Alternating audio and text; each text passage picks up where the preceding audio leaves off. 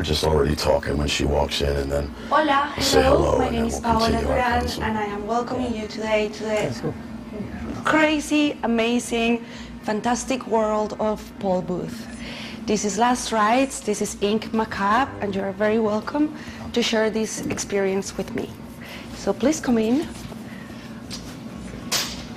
This is the inner septum of Paul, and this is where he creates. This is the magical place where the art happens. And where is Mr. Paul? Over here. So here's Mr. Paul. Today we are with Jason, who is going to be the victim of the day. He's going to get tattooed today. And we are celebrating Halloween as well. So I hope you enjoy this ride, and this is a very special treat for me as well. So we're going to enjoy it together. All right. Well, we're consulting for the tattoo, so we're going to just wrap that up and then start tattooing. So, Right. yeah. Can't wait for the pain. Yeah, right? Yeah. So as you can see, this is a very special place. We have all these amazing collection of artifacts and pieces of art here. This is a very inspirational, creative space, and is very fantastic that he allows us to explore his world today. Usually very private, but yeah, today he opened the door of his studio so we can explore it with him. So, back to your tattoo. Okay, so we're going to do the whole area, right? Yeah. Like the whole lower arm from this tattoo down. Okay. From the bad one to the good one. To the good one, right? Hopefully the good one, right? Okay, so I'm probably going to focus in this general area today. All right. I'm going to plan out the whole thing, but as far as what we've already discussed, we're talking about, we talked about a spine. Yep. And we talked about things we have in common, like the Higgs boson, Yeah. and interest in dark matter. Exactly. So we're going to give that aspect to it. I'm thinking it's super maybe cool. A Higgs boson kind of floating in here, Right. and perhaps a spine with some ribs kind of wrapping around it, you know, yeah. and the spine twisting up your arm like that. Totally. And then whatever other elements we're feeling, you know. Is there anything else you want to incorporate in it, like particular subject matter or... I mean, I feel like that's really covering everything that we talked about. You know, we talked about kind of the, you know, the science aspect that we're both digging, and, Right. and I really like the necrohelix stuff that you've been designing that Cool. that hopefully will be coming very soon. Yeah. You know, so I feel like those are really the elements. I mean, and where you want to go from there. I mean, you know, you're Paul Booth, man. Yeah. I'll I want to, when I down come with up your whatever. arm, can I frame this out and do some stuff behind it? yeah, whatever you want. We'll just keep Yeah. that for historic... Sorry, that's historic exactly what it is. Yeah, purposes. Yeah. This is what happens when you get a tattoo at 17 in a house in Whiteland, The Indiana. thing is, though, even like my old shitty tattoos, I keep them because they're like moments in history, you know? Totally. I mean, the way I view it is if you don't have any bad tattoos, then you're a poser. Something's wrong if you don't have exactly. a bad tattoo, yeah. That's also how I justify my bad tattoos, but that's all right. That's like a tattooer who has no tattoos, you know? Can't You don't trust that even guy. know what it feels like. How are you, you know? So exactly. But Mr. Paul, I have a question. Yeah. Are you going to cover up that No. old tattoo, or We're you are going to keep that just walk 'cause it's around it? a piece of history. Yeah. Right. And Yeah, it's it's important to him, You know, so. it is. I mean, it's definitely important to me. It's a scar that tells me about a point it was in my life, and I am not. You know, I'm proud of it. It's poorly done, but the subject matter I'm into. But when you look at it, you go right back to that time in your life, you know? Totally. Everything Yeah. around it. That's what I love about my old work. Like this one, I got the palette, artist palette with the brushes, and that whole concept came from this old show called Kung Fu Okay. with Carradine. And in the opening of the show, there's this big cauldron with these dragons sculpted into the sides, and he puts his arms on and burns them into his arms, you know? And I was always like, that's what got me into body modification, was when I was a little kid watching Kung Fu. And I'm like, wow, that would be cool, you know? It's like that symbol of like dedication and power, you know. So I did my version with an art palette, you know. So that's my tough guy tattoo. But, That's cool. yeah, so I get it, you know. Yeah. It's all about This one. This history. is the worst one though, because that was actually. I'd love to fix that. Yeah. Well, it was supposed to be I my know. face. Yeah, yeah. You know, but it's also one of those things that like. People, when they meet me, if they're like, "Oh, you don't know anything about Jason," well, he has his own face tattooed on his arm. Right. Poorly, might I add. I have That's all you clients need. that, you know, I do like a demonic version of themselves, and so it's kind of like an alter ego for the person wearing it. You know. Yeah, this is just all ego. There's no alter at all. It's just all ego. All right. So, Yeah, I'm ready. I'm all set up. So I'm excited. We'll get in the chair. We'll start drawing on you and see what we come up with. I can't wait for the pain. Yeah. And we also have. You want to tell everybody Chris Sids is here? Oh, yeah. First tattoo. Yes. Oh my gosh, You're working Chris on her is today here. as well? I'm going to introduce you to this fantastic lady who has the most amazing face tattoo that you can imagine. She has got a little of attention and crazy comments in social media, but I think it's absolutely wonderful, and it's very nice to get to meet the person behind the tattoo as well. We got to talk about you meeting the mayor. Oh, right. I should tell met the you mayor. that I said hello to the mayor of New York today, Yeah. which was really interesting. He had no I idea. He wish I could have been had more famous. time. If he had just come with you, he could have been famous. Right. And been on Yeah, we the- could have had the Famous. mayor on the show. Yeah. I didn't know what I'd ask him. Right, You know? right. Like, so what are you But doing? he wished me a very good What are day. you fucking up today? He said, I hope you have a very good day, witch. You know what I would ask? I would ask how the MTA is still losing money. Right. That's what I would Right, ask. That is a I would ask. fantastic question. There's like yeah. 4 million people I a day wish that I had ride that more. thing. How are they still losing money? How they're losing money, right? I don't understand it. Right. So, Mr. Paul, how often do you get to do a freehand tattoo? Oh, I freehand almost every day. Usually your customers, That's the way I like to work, you your know. clients come and they give you the creative freedom so you can Yeah. sketch on them. Yeah.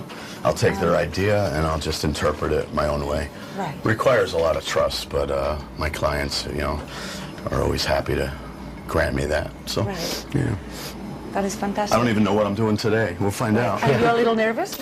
Of course. Yeah. Right. You always are. I don't know. Like, last time I was getting tattooed, I was getting work done, and I thought, why do I do this to myself? This hurts Right. so much. Like, why am I doing this? But then as soon as the pain goes away, you forget, and you're like, oh, Right. yeah, I want some more of I that. love it, right. So, yeah. Gordon's here. Gordon. Oh, hey, Gordon. Gordon's our other host here. Look at you.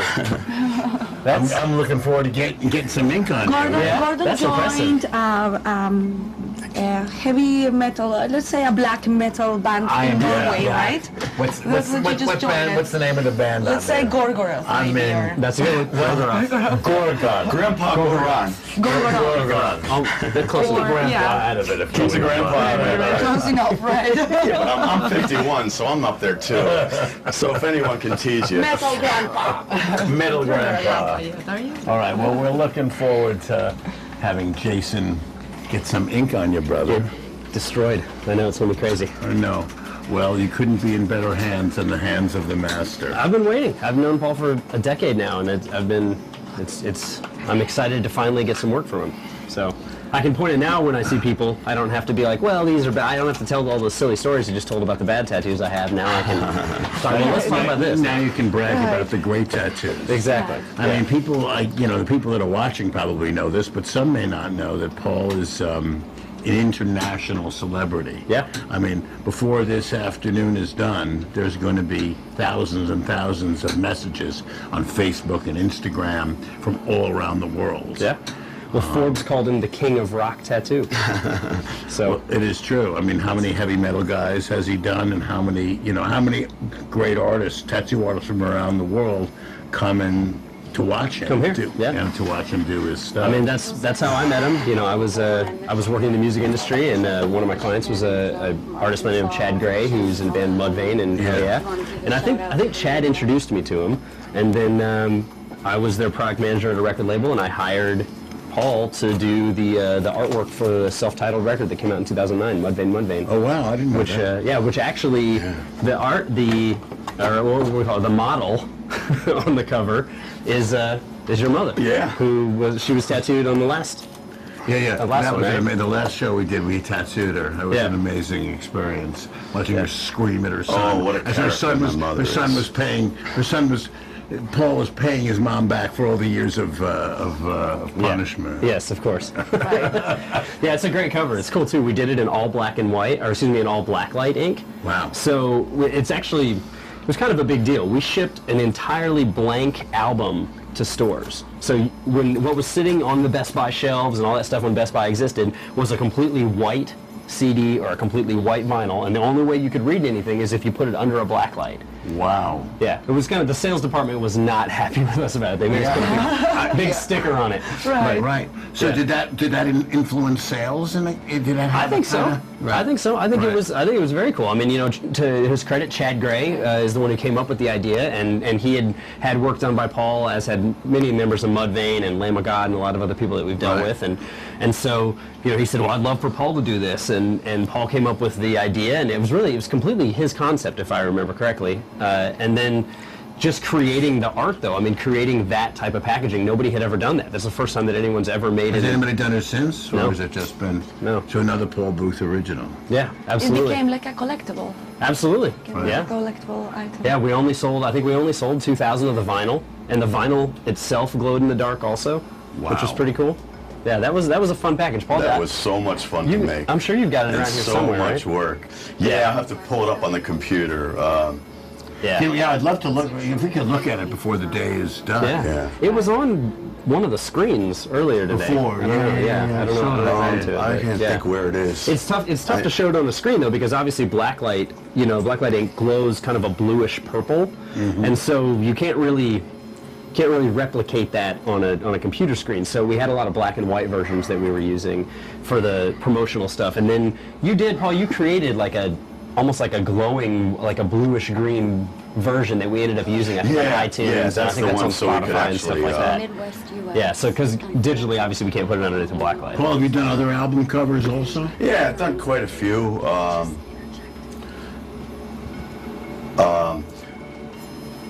I'm sorry. No, that's what you're getting ready to get. Yeah, you know, multitasking and me are not always. Well, you did the Hell Yeah, you did Blood for Blood. Yeah, I did Right. a bunch of 6 Feet Under stuff. 6 Feet Under, yep.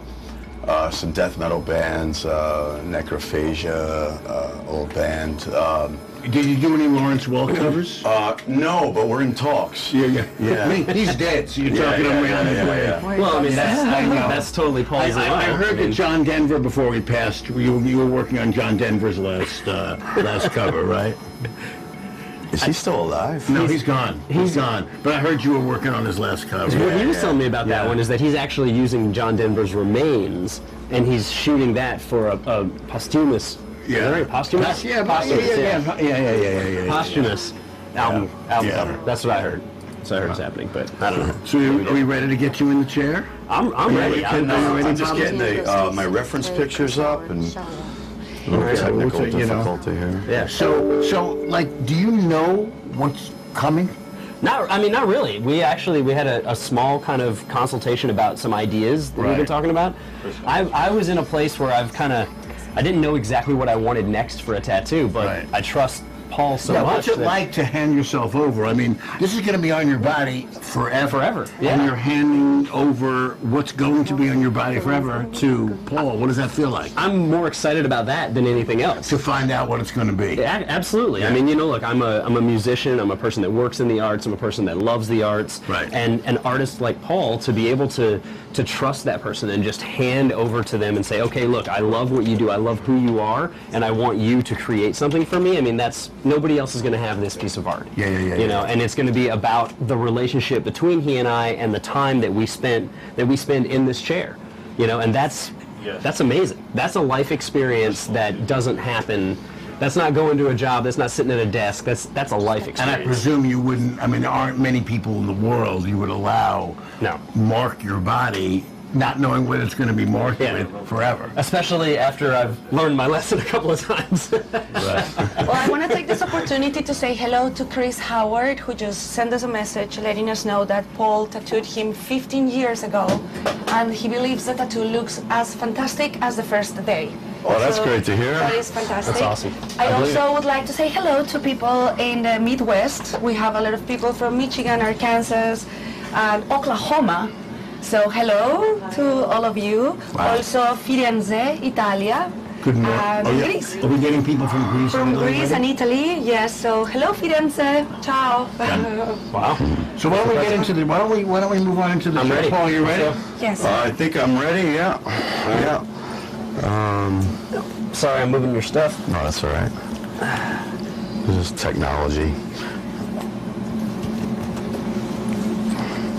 Okay. Cool. So, yeah, we're good to go. All right. Now, get the old headlamp working. That's awesome.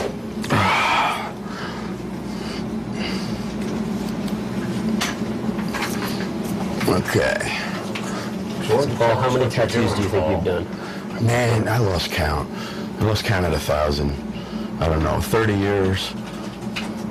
I don't know. It's scary to think about. It just makes me feel old, you know? I need a Dixie cup. A Dixie cup. A Dixie cup. Maybe I can use one of these. Do you have them there? I can. Yes. No, I don't. Excuse me, I'm gonna find a Dixie cup. What do you need a Dixie cup for, Paul? Water, I forgot. That's fine, that's fine. So here's what I want to know from you, Paul. What was the first tattoo you ever saw? Kid in high school, the bad boy in school, the one that was always in trouble. Thank you.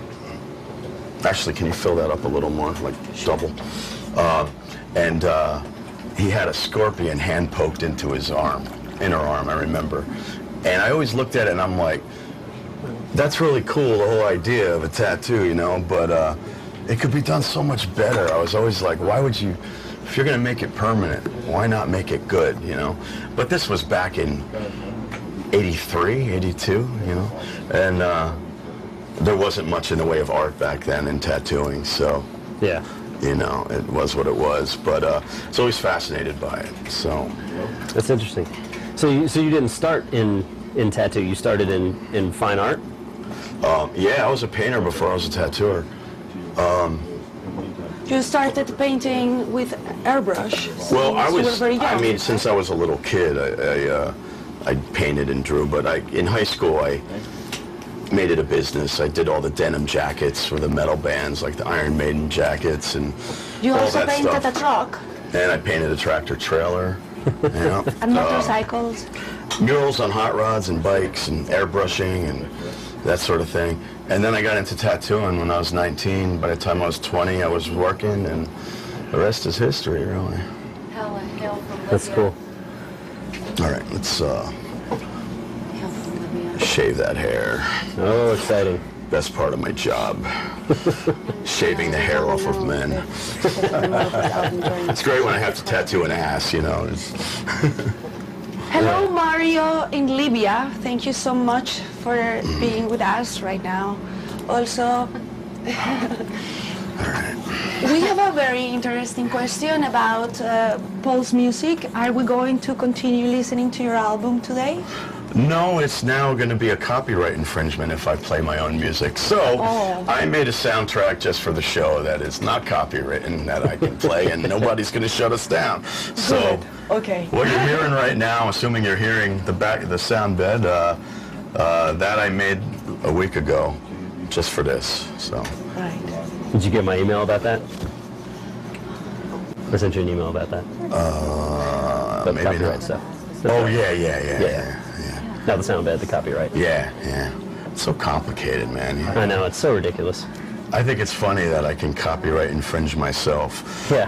Hey, Paul, Heidi asks that you tell more of your creepy stories. Oh, no. Thank you, Heidi. I love telling creepy stories. Wow, okay, I'd have to think about a creepy one. I could, What? You know what? What's the scariest moment of your life? the scariest moment of my scared you? life? Yeah, what's a moment that really frightened you? Ooh. I've always had trouble with getting frightened. I love getting frightened, but I've always had trouble doing it. Not that I'm some big tough guy, but like things that frighten normal people make me feel good. I don't know. It's always been that way. When I was a kid in the high chair, my mother said I always went for the black crayon, so I don't know. Maybe I was possessed from birth or something, but That would explain a lot. things that scare me are real world things, like Yeah. fucked up things people do. Horror movies don't scare me. They tend to thrill me, you know. you go into a little fantasy world in your head and kind of live vicariously through the movie, but essentially that's a fantasy world, you know. Yeah, right. When I see things like I don't know, some guy in bath salts eating someone's face off, it doesn't really scare me, but it's disturbing, you know. You're walking down a boardwalk on a beach or something, and some lunatic runs up and chews your nose off your face. I mean, that's out of nowhere, you know. But of course, I'm the guy grabbing my phone to catch it on film, rather than help the guy. You know, that's the sad reality of it. It's like, I gotta capture You this. and everybody else. Yeah, right. At least I embrace it, you know. I don't pretend to be a humanitarian. When you were, you know, you were an artist before you were a tattoo artist, before you Yeah, found yeah. this calling. Like, was your work always macabre and gothic? Yeah, I got like- notebooks from grade school that have these rudimentary skulls drawn on them and villains shooting people, and you know, I used to get in trouble in Catholic school a lot because of that stuff. And they didn't really like my art. But you were never the guy who like some kids like would torture ants or grasshoppers and stuff. Oh yeah, totally. I used to burn my G.I. Joes and deform them and amputate their limbs, and I never really killed animals, you know, so Because you're not a serial killer. I'm not a serial killer by nature, really. More by fantasy. I'm kind of an aspiring serial killer. You live I vicariously. live vicariously through the freaks in the world, yeah. That's awesome. I'm just a wannabe. Paola, people are asking where you're from. They hear your magnificent accent, and they're trying to place it. Which part of Mars are you from? I am actually from Colombia, from Bogota, Colombia.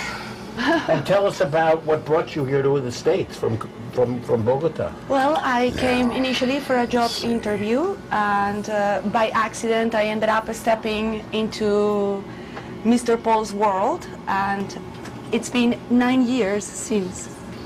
So, yeah. I don't want to get too personal, but what are all the things you do in Mr. Paul's world?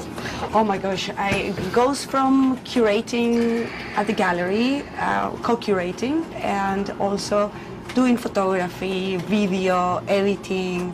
It's a big spectrum of things that we cover here. I'm usually the person in charge of the photography and helping with the video that he does for his projects. What about Tell me, what are the video that he does? What? Well, we have a couple of projects, and we are creating a very interesting video art duo that would be called Pablo Paolita. So we Look have out done for that very guy. funny, yeah, we have done very funny videos just for us, Yeah. for fun. Yeah. And yeah, we hope that soon enough we can share it with So everybody. is it a video with the two of you, or? No, it's collaborative. It's a Right, collaboration. Like we shoot, direct, edit together, and And anything well, we do collaborative is. he has a step a little bit in the video, in the music video area. He directed this fantastic video for Caballero Conspiracy, and so we help him all the step of the way, like pre-production, production, post-production, Right. and everything. So, yeah, pretty much. Well, he does a lot by himself, but yeah, he needs to have some support. So. Well, what people, when you talk about the gallery, what some people may know who are watching, but many don't, is that there really are 3 floors here at the Last Right Studio. Right. There's just outside this, Paul's workroom is It's lair. very cool because we have a first floor that is mostly dedicated to surreal art that is not particularly extremely dark. Right. The program is designed, is thought of to give the artist the opportunity to explore their darkest and the most intimate human condition. And so I mean, they're secrets. They're their private. secrets, they're you know, all the things, like mostly most galleries like to show happy things that people want to hang in their living rooms. we provide the artists with this amazing space and opportunity where they can explore their darkest side. They can explore, like the most difficult parts of their human condition, and Right. take and help the viewers also like explore that, and that is like the principle that we have in the first floor. The second floor is a little bit more intense. Is Last Threads Gallery, is the gallery that we've been working for a long time now, and we have a very solid group of artists and a very solid project And it's a that we group work that keeps with coming for a back. It's a sort of a group of artists. That Yes, you we have keep doing. a family of artists Right, that right, we right, continue right. working with for years now. So Right. it's a very interesting space, and I think that we are the only space dedicated to this type of art, Right. especially in New York. There are a couple in the world, but in New York we are unique. Yes. And in the basement, which we'll take you down to later, there is a group of spectacular tattoo artists that work and have their own Right. clients, and then Yeah. often there are guest artists, right? Right. From around the world. Right, we have a who come to resident work. artist and we have the guest artists that come all year long. We have, like this time today, we're going to introduce you later to our amazing guest artist, Andrea Aferni, who comes from Italy and is a brilliant tattoo artist. So And we'll go down. see some of his, some of his we are stuff going to be later. able to talk to him later, yes. So let's go back to Paul. And what are you doing now, Paul? Designing a tattoo. Working on a spine with some kind of abstract ribs that are going to encase a Higgs boson shooting electrically through the spine, hopefully. Wow. That's what I'm feeling anyway. We'll see what happens. So it always changes. Did you have this idea before you sat down with Jason? I just took the elements we discussed, we talked about things we had in common and what we wanted to express in the tattoo. Can you say what that is? What are those things? Can you Sure, recap? yeah, absolutely. Foreman head spin. tattoo. Draw, I got it. You draw. You got this. That'll work. So Jason, So, I can tell you. So what? Yeah, I mean, it's, for starters, I really like a series that he's been working on for a little while called Necrohelix, which is using a spine and a skull and creating a circular, almost, what's it called, with a snake that eats itself? Oh, yeah. I don't know what that's called, but we've seen that Yeah, image. you know what I'm talking about, yeah. So A it's snake who's eating his own tail. using his own tail, exactly, Right. yeah. So it's kind of a similar idea, but using a spine and a skull. And I really So like... the spine is eating the skull? Right. It's Wow. or the skull's eating the spine. Right, Going that way. right, yeah. right, of it's, course. it's wrapped that way, at least. Right. And so I really liked that visual that he had done. And What does that then, mean to you? and that doesn't necessarily mean anything special to me. That I just loved the visual of it. So we started talking about kind of like the sinewy and the snake-like aspect of a spine. And then we were talking about other things that we're both into. And we, Paul and I do a lot of work together, but then we also talk a lot about just, the other things we're interested in, like science. what? And we're specifically, I don't know, we geek out about stuff like dark matter and dark matter what's and, going on at the... quantum physics. And, Right, yeah, you know, Right. in CERN, Do you with both the read quantum climate. physics, high-end physics, or I mean, look, not high-end? yeah, not high-end, right. I think we're both convinced that there was an explosion at CERN a few years ago that shifted us into an alternate reality, because it's the only explanation Yeah. for all the ridiculousness that's Yeah. going on Right all around- of a sudden. in Right the around world. 2016. Yeah, so, yeah, right around then. I wonder what happened in 2000. Something weird happened, Something and weird. Particularly in the United States of America. I mean, honestly, all over. all over the world. Yeah. Look what's happening in Brazil right now. Everything, yeah. Argentina, and it's, Germany, So, Hungary, Brazil, Poland. Brazil, you just went, the new It's election, weird, yeah. right? It's funny how that is, right? Like 1968, all around the world, it was a kind of cultural revolution. We in the States thought we were the only ones, but in Paris, it was wilder. Yeah, totally. It's and now funny it's how that happens. 2018. Oh, We're on an 8 again. I don't know. That's 50 years, isn't it? Yeah. And we know what 8 is. Let's not go It's there. 2 more than 6. It's 2 more than 6. Yeah. Well, that's it. Yeah, so that was a big part of it, just talking about, because I don't know, I'm very fascinated by that stuff, because when you're talking about, cellular and physics and things like that, you're talking about the building blocks of life, and you're talking about elements that don't change. And I also mentioned to him that I really love the idea, which this is not a new idea, but the idea that our bodies are actually just carrying vehicles for our brain and our spinal cord. Because at the end of the day, that's what exists. Your brain exists. You're saying that your spinal cord and your brain carry it all. No, your brain and your spinal cord are you. Are you? That's what makes up you. The reason you have lungs is to provide oxygen for your brain to survive. The reason that you eat is to provide fuel for your brain to survive. Like, your body is a encasement. Do you believe in the soul? Is there a soul? No, I don't believe in it. You don't believe in a soul? No.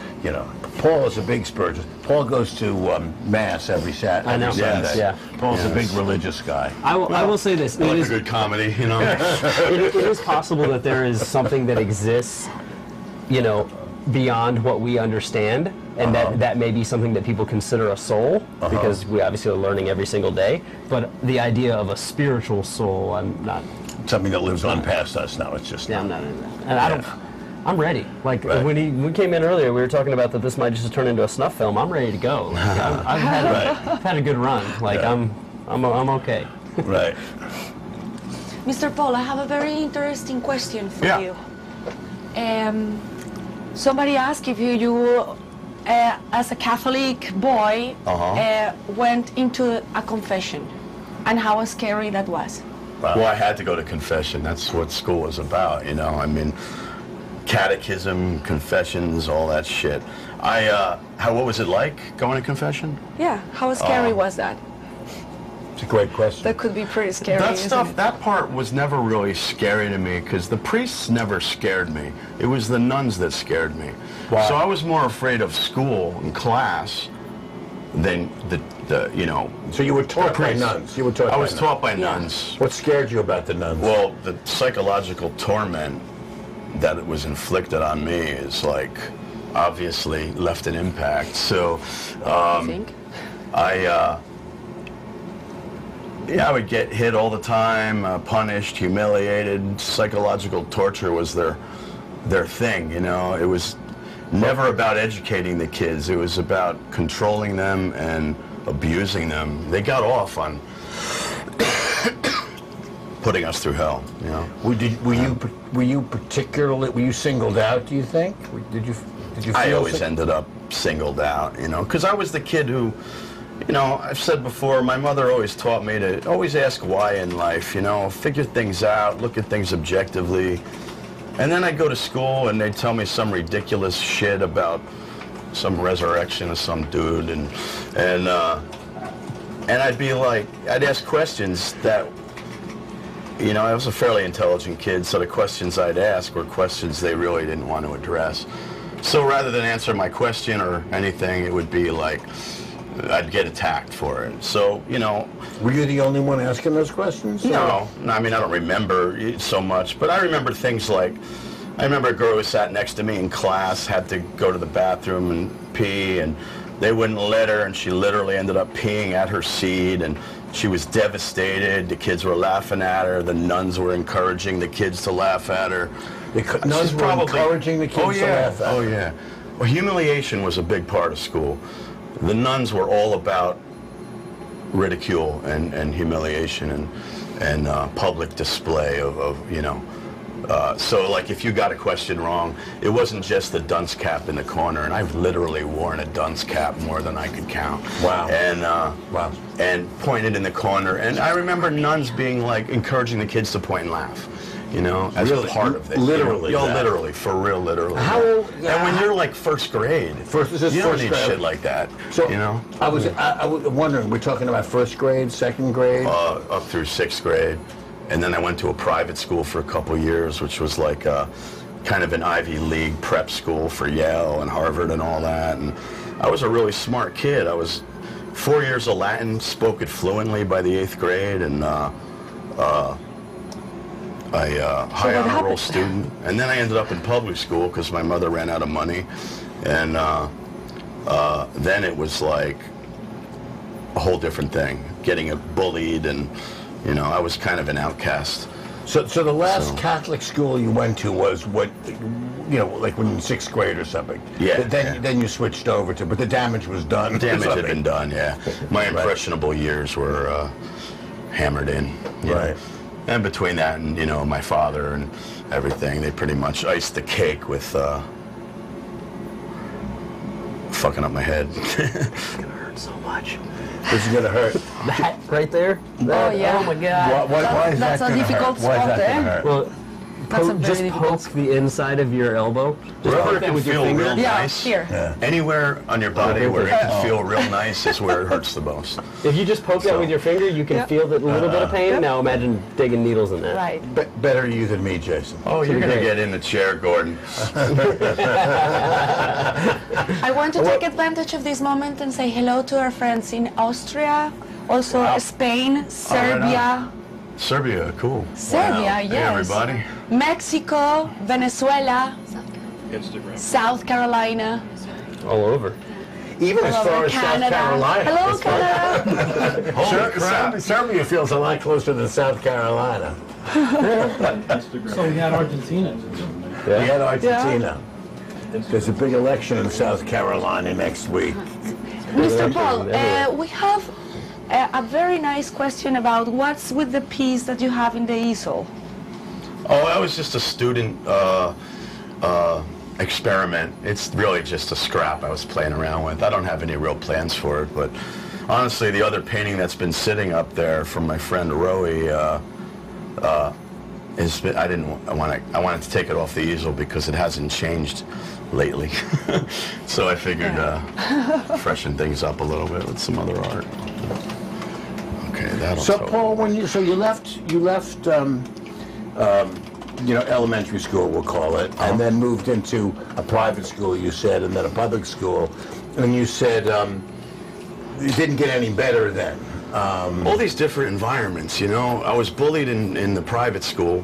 There's all a bunch of rich kids, and What were you bullied about? Do you know? well, I was a geek. I was like the kid literally with the tape holding his glasses together. I was as nerd as you can get. If I had pictures available, I'd show you what I looked like, and you'd say, "Oh yeah, you maybe were next bullied." time we should look at them. Yeah, that would be cool to look at. Yeah. So were you an arty kid then? Yeah. All I had was my art, because I was an outcast. I didn't get picked for baseball. I sat home and drew pictures, and I drew pictures of how I was going to kill all the kids I hated. Super villains, You were that guy. I was that kid. I was the kid that you'd Did you? probably I'm going to worry ask you a about. difficult question instead of maybe an uncomfortable question. Did you ever feel like? Because you clearly had a lot of anger. You were already, I'm sure, very gifted and really isolated. Did you ever genuinely? Did those fantasies ever? Did it ever feel real enough that you actually might do something violent? That happens more now than when I was a kid.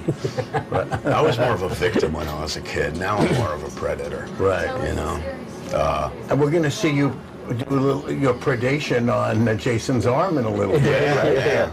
I think Jason deserves it. I'm sure Jason's I been do. picking on you since he walked in. I know. I heard. I got a mic on. He's been bad-mouthing you behind your back. That's all right. We're going to get him today. Yeah. I think he needs a little extra pain. I can't wait. I'm so scared. Mr. Paul, Andy Randy says hello, and he got a little demon tattoo from you in '98. Oh, cool. Cool. What's up? So he says hello, That's cool. and he says he loves your work.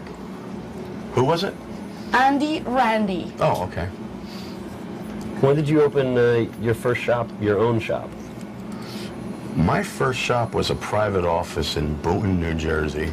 Up an alley, flight of stairs, totally not open to the public.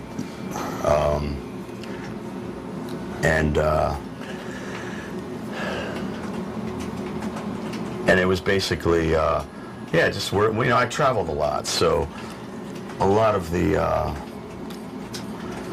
stuff, when I was home, I tattooed in my private place. In '98, I opened up in New York, and it was a curio shop, kind of a needful things kind of place that I tattooed in the back of. And then it became a full-on tattoo shop. Did you work for other So shops after that. before that? I worked for a friend of mine named Larry Davis in Suffern, New York for about a year and a half or so. And then I got my office cooking in Boonton for about a couple years. And yeah, I basically, like I said, I traveled so much. I was home. I was on the road 8 to 10 months out of the year, so having like a real shop was just kind of more of a nuisance for me. So Yeah, that makes sense. Mr. Paul, we have a viewer which would love to hear a very scary story from you. all right. Scary story. Here we go. Scary story. I'll come up with something. Just give me a second. Well, you know, scary for me and scary to hear, I don't know if they're the same thing, really.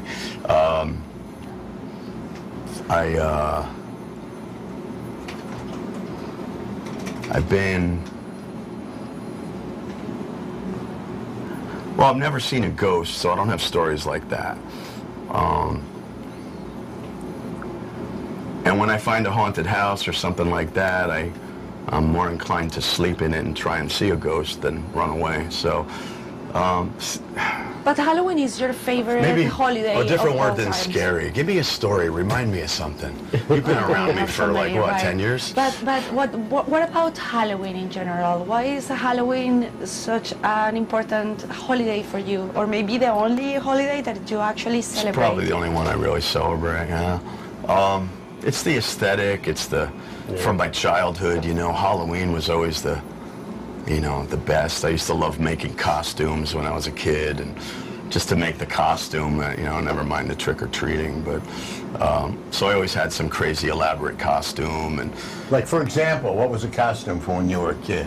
always some kind of monster, you know?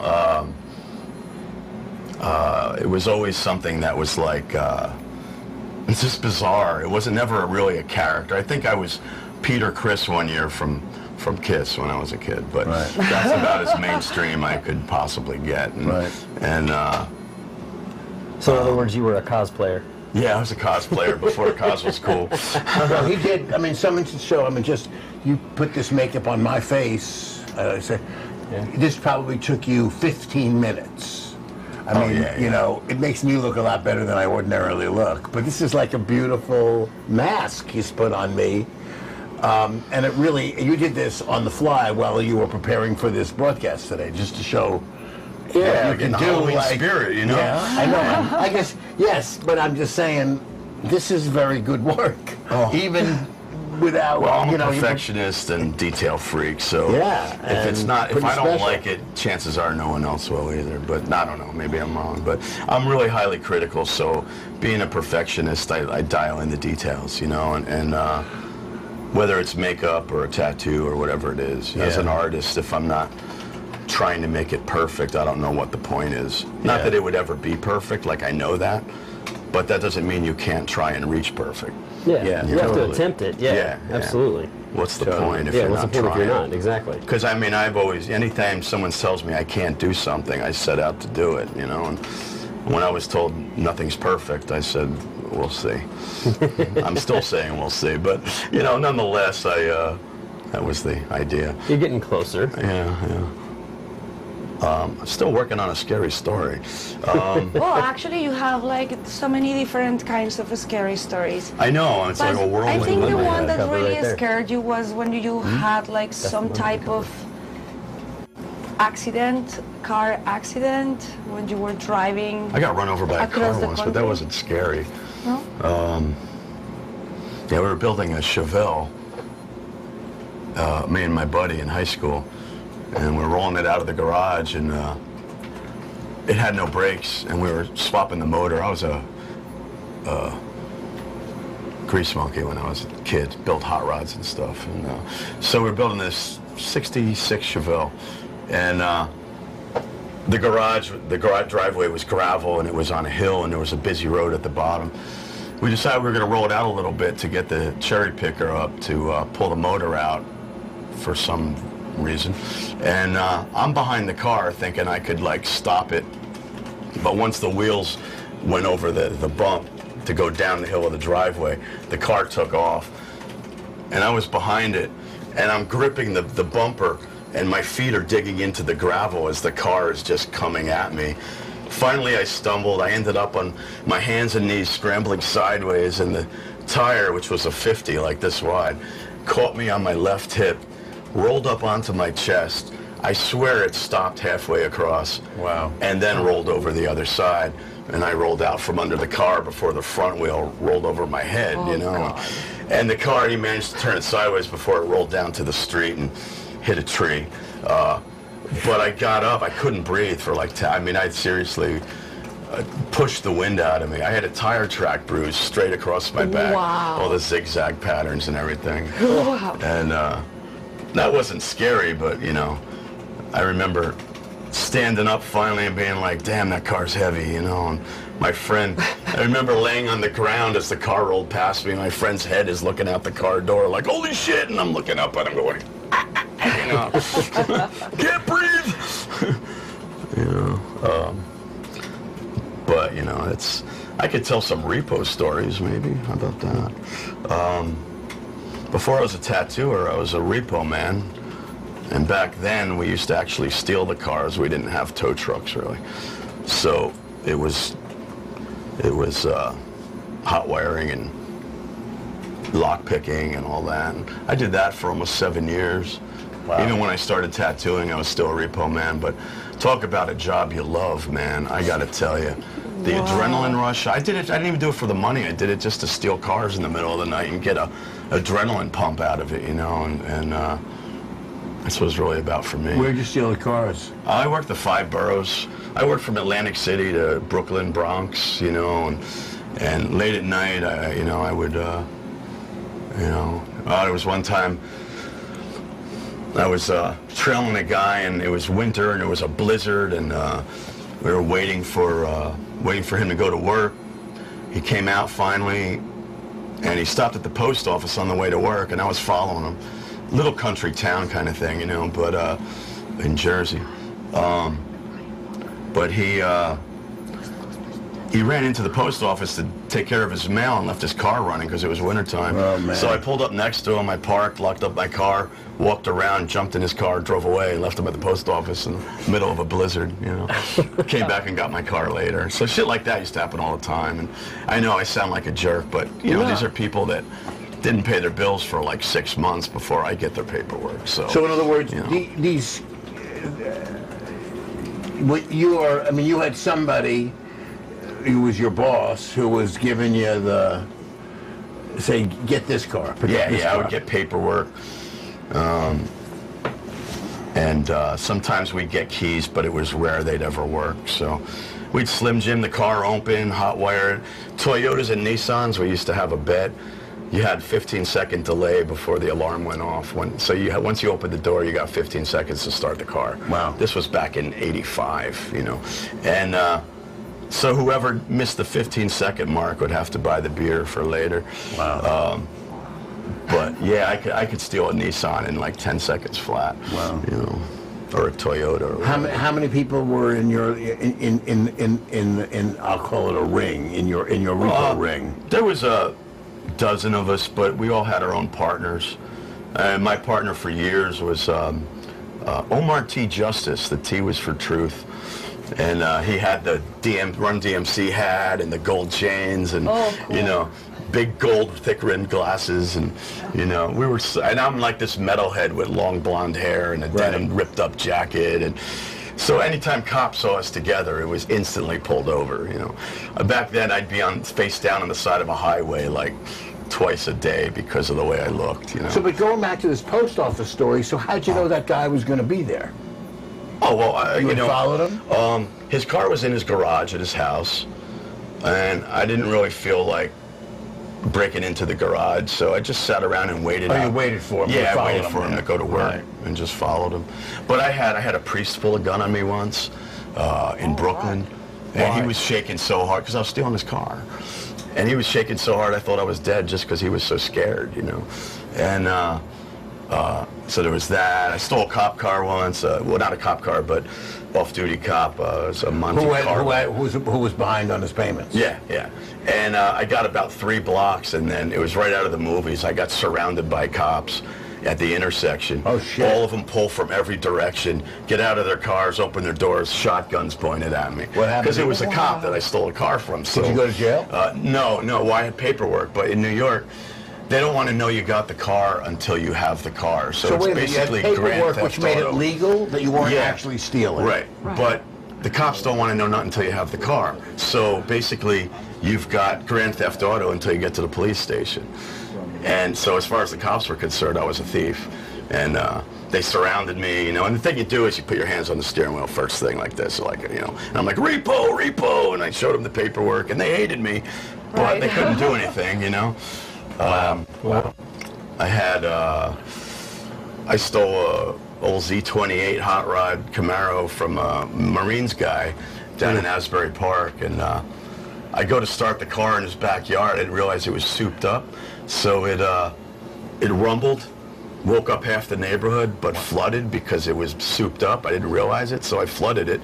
Took me a few minutes to get it to kick over, but by that time, as soon as I pulled out of the driveway to take off, the front door of the house kicks open, and this Marine in white boxers and a baseball bat and barefoot is charging at me full with a little crew cut and everything. I'm like, oh, fuck, you know. And so like I got in drive and I took off. I got to the corner to the stop sign. I stop, I look in my rearview mirror, and he's right behind me with the baseball bat. Wow. I go to the next block, Asbury Park. It's just a series of, you know, blocks. I had to go across it to the police station. And it ended up being a game because every block I would stop at the stop sign, wait for him to catch up, and then lay rubber and peel out to the next stop sign. And we did this all the way across Asbury Park to the police station, where I called ahead and had the police waiting. And God, he was pissed. But man, that was like, it's scary. Yeah, it's scary. I want to get him beat to death with a baseball bat, you know. That was a close call, actually. But what an adrenaline rush that was, I gotta say. Were you tattooing at the same? Were you tattooing back then, or this was back your then? own? No, this was before. Yeah. How old were you during this story?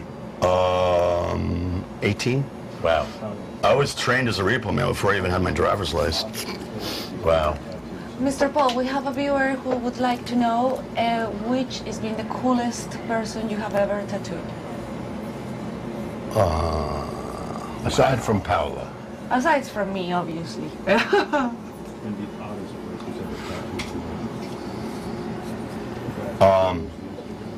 Cool. So, Greg Allman was cool. I think in terms of celebrities, I guess, because they're interesting and if I like what they do. But I have a lot of cool clients, you know. I mean, Greg Allman was covered with tats, wasn't he? yeah, I fixed a bunch of shit on him, but Right.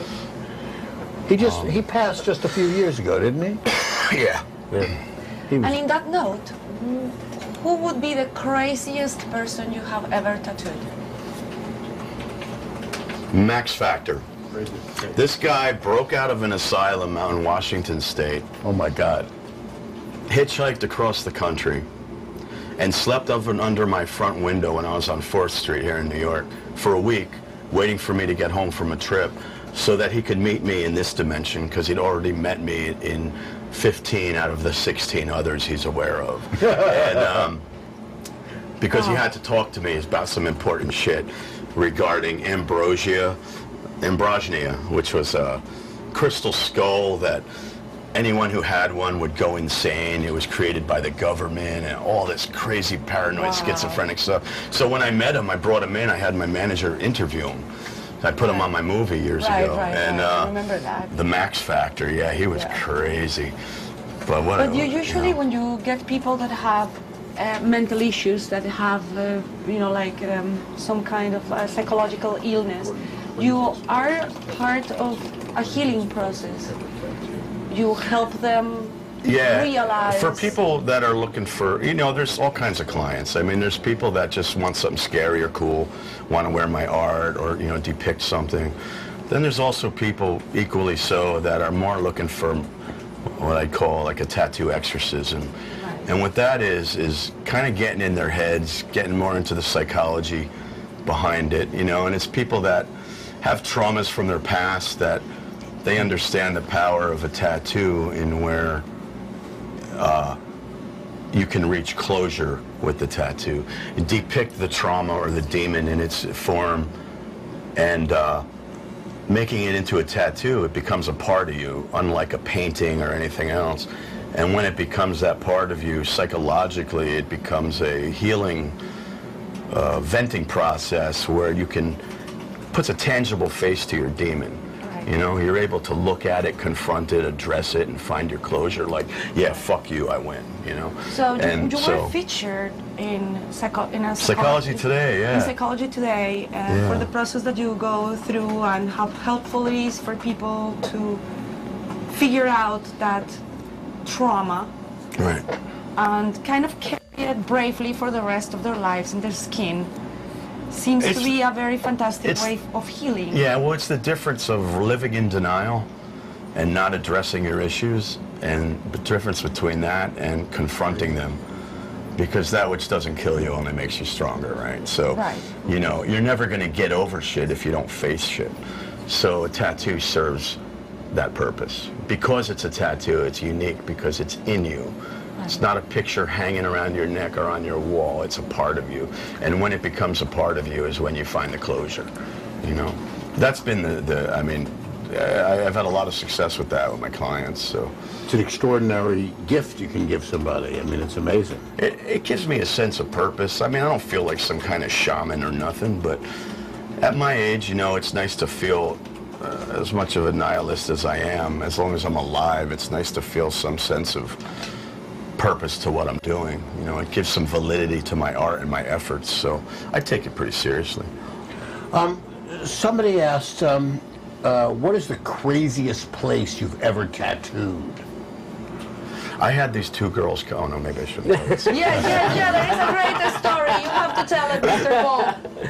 Please tell this story. I love the fact that it's actually a real story. Oh, I got lots of real stories. Yeah, it was a different era though, so I don't know how it'll go over these days. But no, I had these two girls came in back in the day. This was like 90, 91, 90 when I first started, and they were so hot, and dressed in pleather, you know, plastic, leather, officer hats with crops and like the whole 9 yards, all decked out, fetish style. And you know, in 91 there was not a lot of that, so of course I loved it. But they wanted matching tattoos of spiders on their vaginas, and wow. So I got these two hot chicks, a blonde and a brunette, dressed to the hilt, coming in. Yeah, we take a tattoo right here, you know, spiders, and I'm like, yeah, sure, I got time, you know. I guess I could bang that out, you know. Ended up dating the two of them for a year, but yeah. I so mean, it's a love story, really. It's a love story. Yeah, very heartfelt and. Right. All right, now we got to work that Higgs boson. Did they ever say why they wanted matching tattoos? Well, they were dating, so they would. Oh, they were dating each other, and you dated them and too. And then it became a three-way. You're the envy of half the people. You know how it goes, you know. Right. That happens. It's just one of those things. Did you ever? Things have to happen in life. Yeah. Did you ever like finish a tattoo with someone that you thought was really cool, and they really didn't like it? And they sort of rebelled against you for? I wouldn't say. I mean, there's been stuff where people weren't totally thrilled, but I found a way to fix it up. Oh, okay. Make it more, you know. So you would adjust to their. Oh yeah. I mean, I have a reputation for doing what I want, but that's not actually true. I like people to think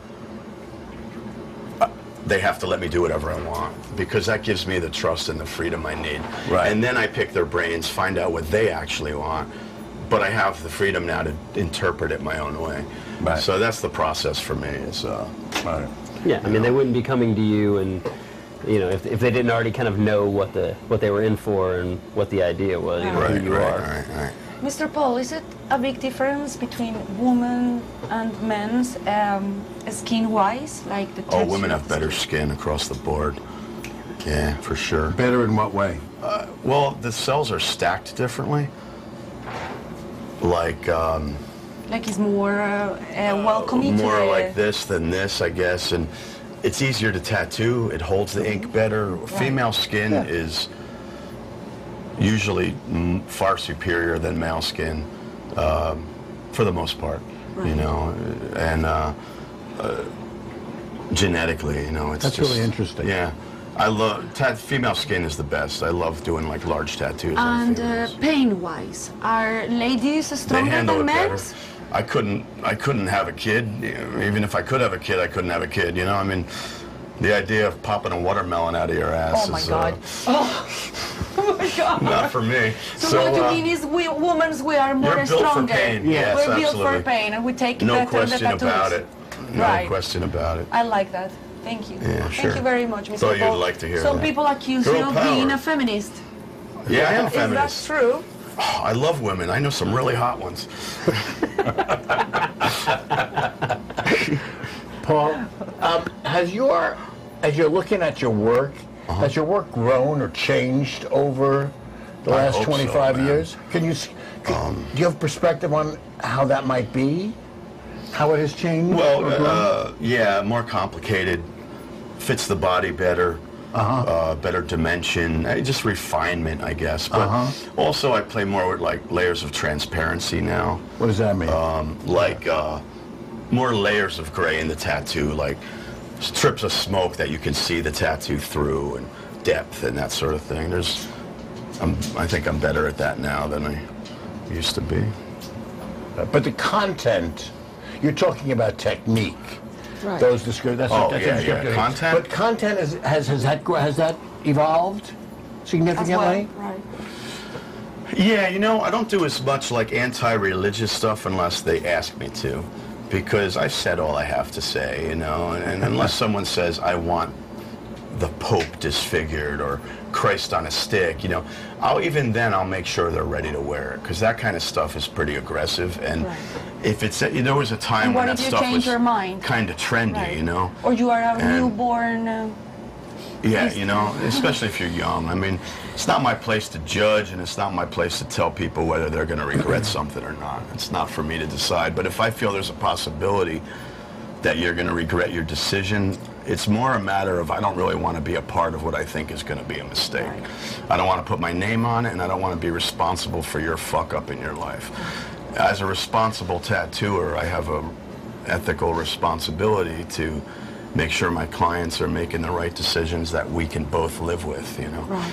This is about me too, not just your tattoo, but, you know, we have to be able to truly Be happy collaborate. with it, right. So if I feel somebody's not really, you know, like a Prepared. satanic tattoo, Right. I want a satanic tattoo, that's cool. Prove to me you're ready to wear it. you Right, know? right, because you're going to change your mind, Yeah, especially if you're very young, right? Right. I have noticed that you have been tattooing more and more older people lately, like people after their 50s or 60s, Yeah. they would like now to wear a tattoo and they are convinced this is what I want to wear.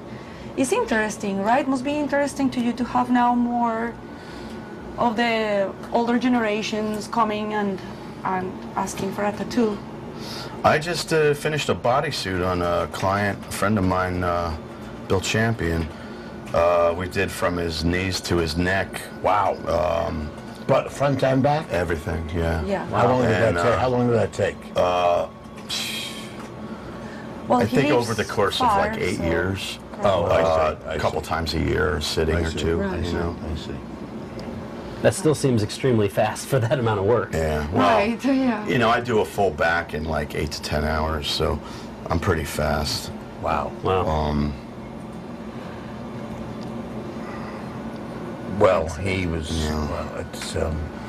And he did it start as a full body, or it grew? No, it started with his first tattoo at age late 50s. Did his first tattoo at a convention on his shoulder, upper arm, and He decided I told him, I said, you know, you're going to get addicted, right? So I'll see you for the next tattoo, you know, just hit me up. And he just wanted one, you know. I'm like, whatever, man, you know. Then it was balancing it out with his other arm, so he had some balance. And then it was like the chest, and then the stomach, and then the back, and then the thighs, and like, you know, just kept escalating. Fortunately, I get a hunch and I know when someone's going to go that way, so I always plan my tattoos just for that. Like, everything I do I can build on later and connect with something else. Because if there's one thing I hate, it's kitsch. It's like dead. Yeah. So, yeah, right. yeah. Like randomly put it there. And it's superficial. In this place, right. And it's a superficial. Like, for example, in this tattoo that you are going to start now, you are going to do that. Actually, you leave the opportunity for continuing the work in the rest of the arm, right? Yeah. Yeah, this So you is, can I'm not going connect to it. tattoo all this today. Right. But it's basically a spine. Right. And the ribs are coming around, which will have dimensions, so they'll roll around his arm. It's going to be more of a biomechanical spine, but you can see the motion of the spine here, Right. and the ribs following it. And encased behind the ribs, this circle here that you can't really see yet, is the Higgs boson with trails of smoke, transparent smoke coming off it, flowing behind the ribs and up the arm and down the arm. Oh my God, I can't wait to see this. Me too. Yeah, me too. Can we 'cause I skip don't to the know what part I'm where it's doing. done? Right. Can we fast forward? I think the back of the arm we can worry about later. As far as what we add in there, I don't need to draw that now because it's more background. Although, So how long, if you were to complete it today, and I know you said you can't, how long would it take? well, an arm, when you open it out flat, it's pretty much the size of a back piece. Right. So I'd say a sleeve Big. like this, without counting the top, 6 to 8 hours, Yeah, maybe. wow. 7 hours, something like that. I know better once I get rolling, but, you know, this is a very loose freehand sketch that isn't going to make much sense to anyone but me, so. Someone just asked a question, sort of changing the subject. Do you were talking about cars before. Do you have any hot rods yourself? Not currently. I got a bike. I got a 85 Wide Glide ape hanger. You I used to ride be it? a Firebird guy. I've had, like, over the years, all kinds of Firebirds, usually 67, 68. Wow. And that's one of my favorite pony cars, you know. Do you ride your bike? Not as much as I'd like. I have to keep it in Jersey because I hate riding in the city. Oy. Yeah, It's a nightmare here. total nice. So when I'm able to get out to Jersey and go for a little ride on some country roads, I take advantage of the opportunity. Somebody also asked, going back to your early years as a tattoo artist, the first one you ever did, if you can remember, were you nervous when you started? Was it kind Started of... tattooing? Or Yeah, the first tattoos Oh, you the did. first yeah. one I did, my hand was like this. Yeah. You know, I even like bounced the needle in the cup and damaged the needles without realizing it. Oh, Then I God. go back to the tattoo, and the needles were like crochet needles, and they hooked the skin. So the skin was just bouncing back and forth with the needle, you know. Oh, my God. And I'm like, something's wrong, boss, you know. And he's like, yeah, change your needles. Like, oh, okay. Yeah. How long did it take you to get comfortable? I was making money in 2.5 months. Right. When from my first tattoo that I did, 2.5 months later, Was I had that been a I'd working Tasmanian on the devil? public. So. Was your first tattoo a Tasmanian devil? No, my first tattoo was one of my own designs, actually. 3 or 4 skulls wrapped in thorns on a forearm on a buddy of mine. Wow. Did a bunch of free stuff and, you know. Just getting going. Yeah. Yeah, you know, now you're such a leader and a kind of a master and a teacher.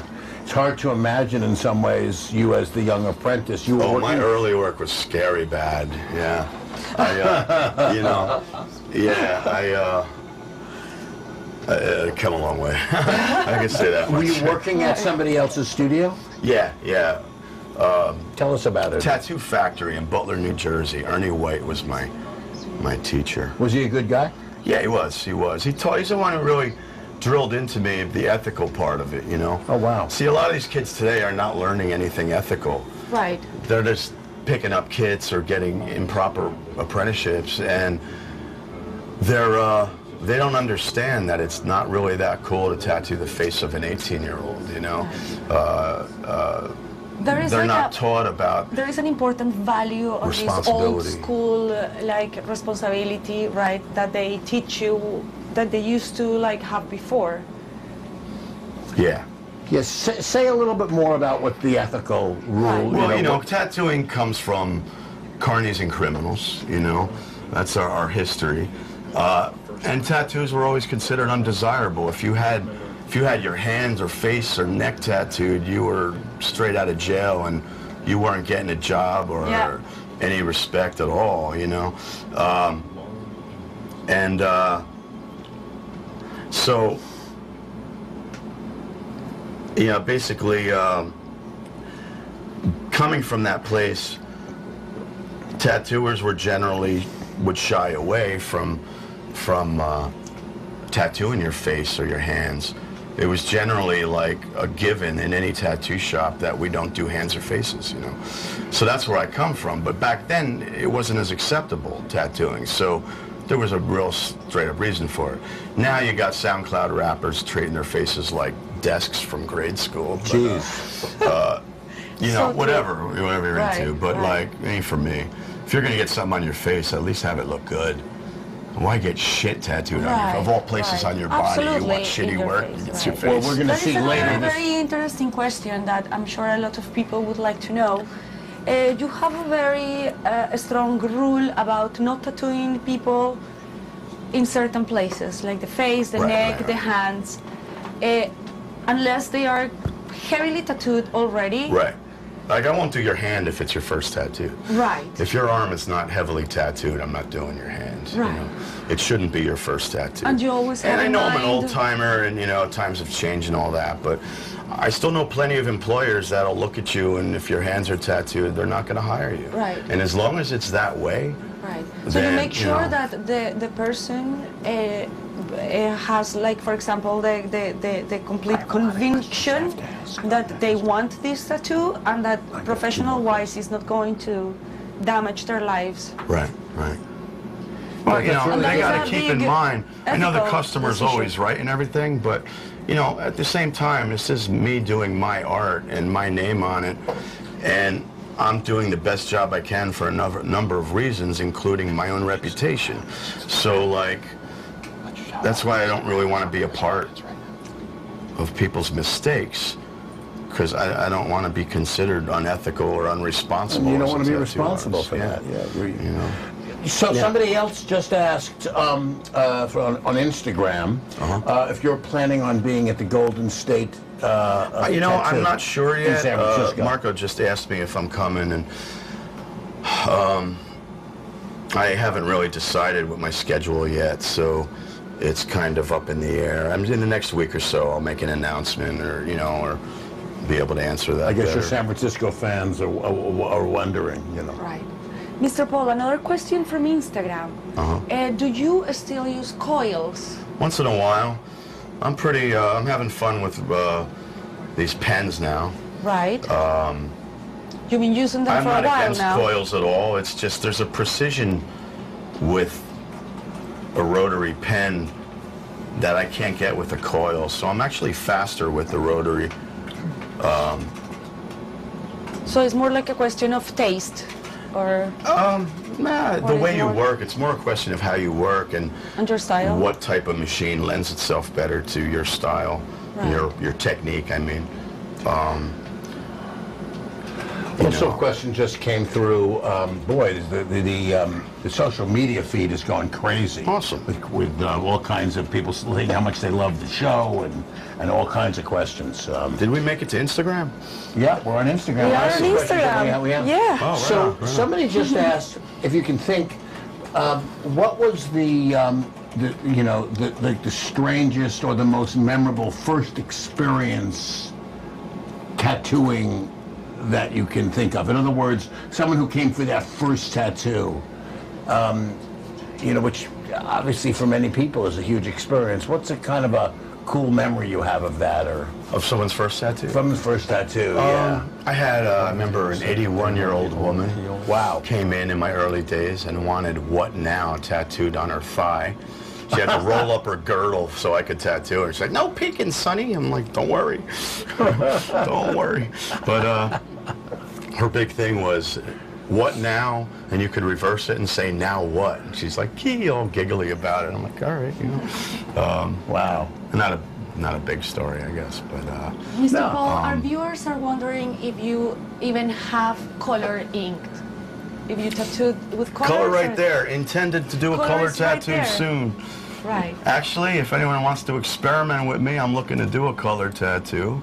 Wow, I need freedom to do what I want to do, but Feel free to throw some color in this if you want. Like, go for it. so Whatever you want, man. I'm down with that. In that note, I wonder, Whatever you Jason. want. Yeah. So I know you guys are very close friends for a long time, but how did it happen? How did you meet, and how did you ended up under the needle today? Yeah, right. Well, I don't remember who introduced us. It had to have been Chad Gray. I think it was Chad was. Gray. Yeah.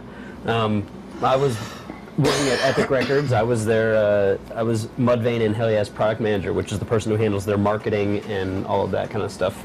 And Chad introduced me. I think we came over and just hung out once when he was in town one time, way before I hired him to do the art for the Mudvayne self-titled record. And then I think that process really was where we got to know each other the most. Yeah, we Just- worked pretty closely on that project. yeah, going back and forth and talking a lot about, you know, he needed information from, you know, our manufacturing plant about the capabilities of the ink, and we discussed a lot about how the blacklight ink, you know, how many levels it could have, how much depth it could have, how many transparencies I think it could have. And Right, so right. we worked back and forth a lot doing different tests and through that, and then we threw a party here or at the old location Right. for the release of it. And I think just through that, he and I just, you know, It was very Realized- brave of you guys to go for something so, you know, like kind of risky, different. I mean, a little bit. I mean, he's, you know, I knew who he was far before that, you know. Right, so right. as an artist, you know, his work speaks for itself. So I don't think there wasn't a lot of risk,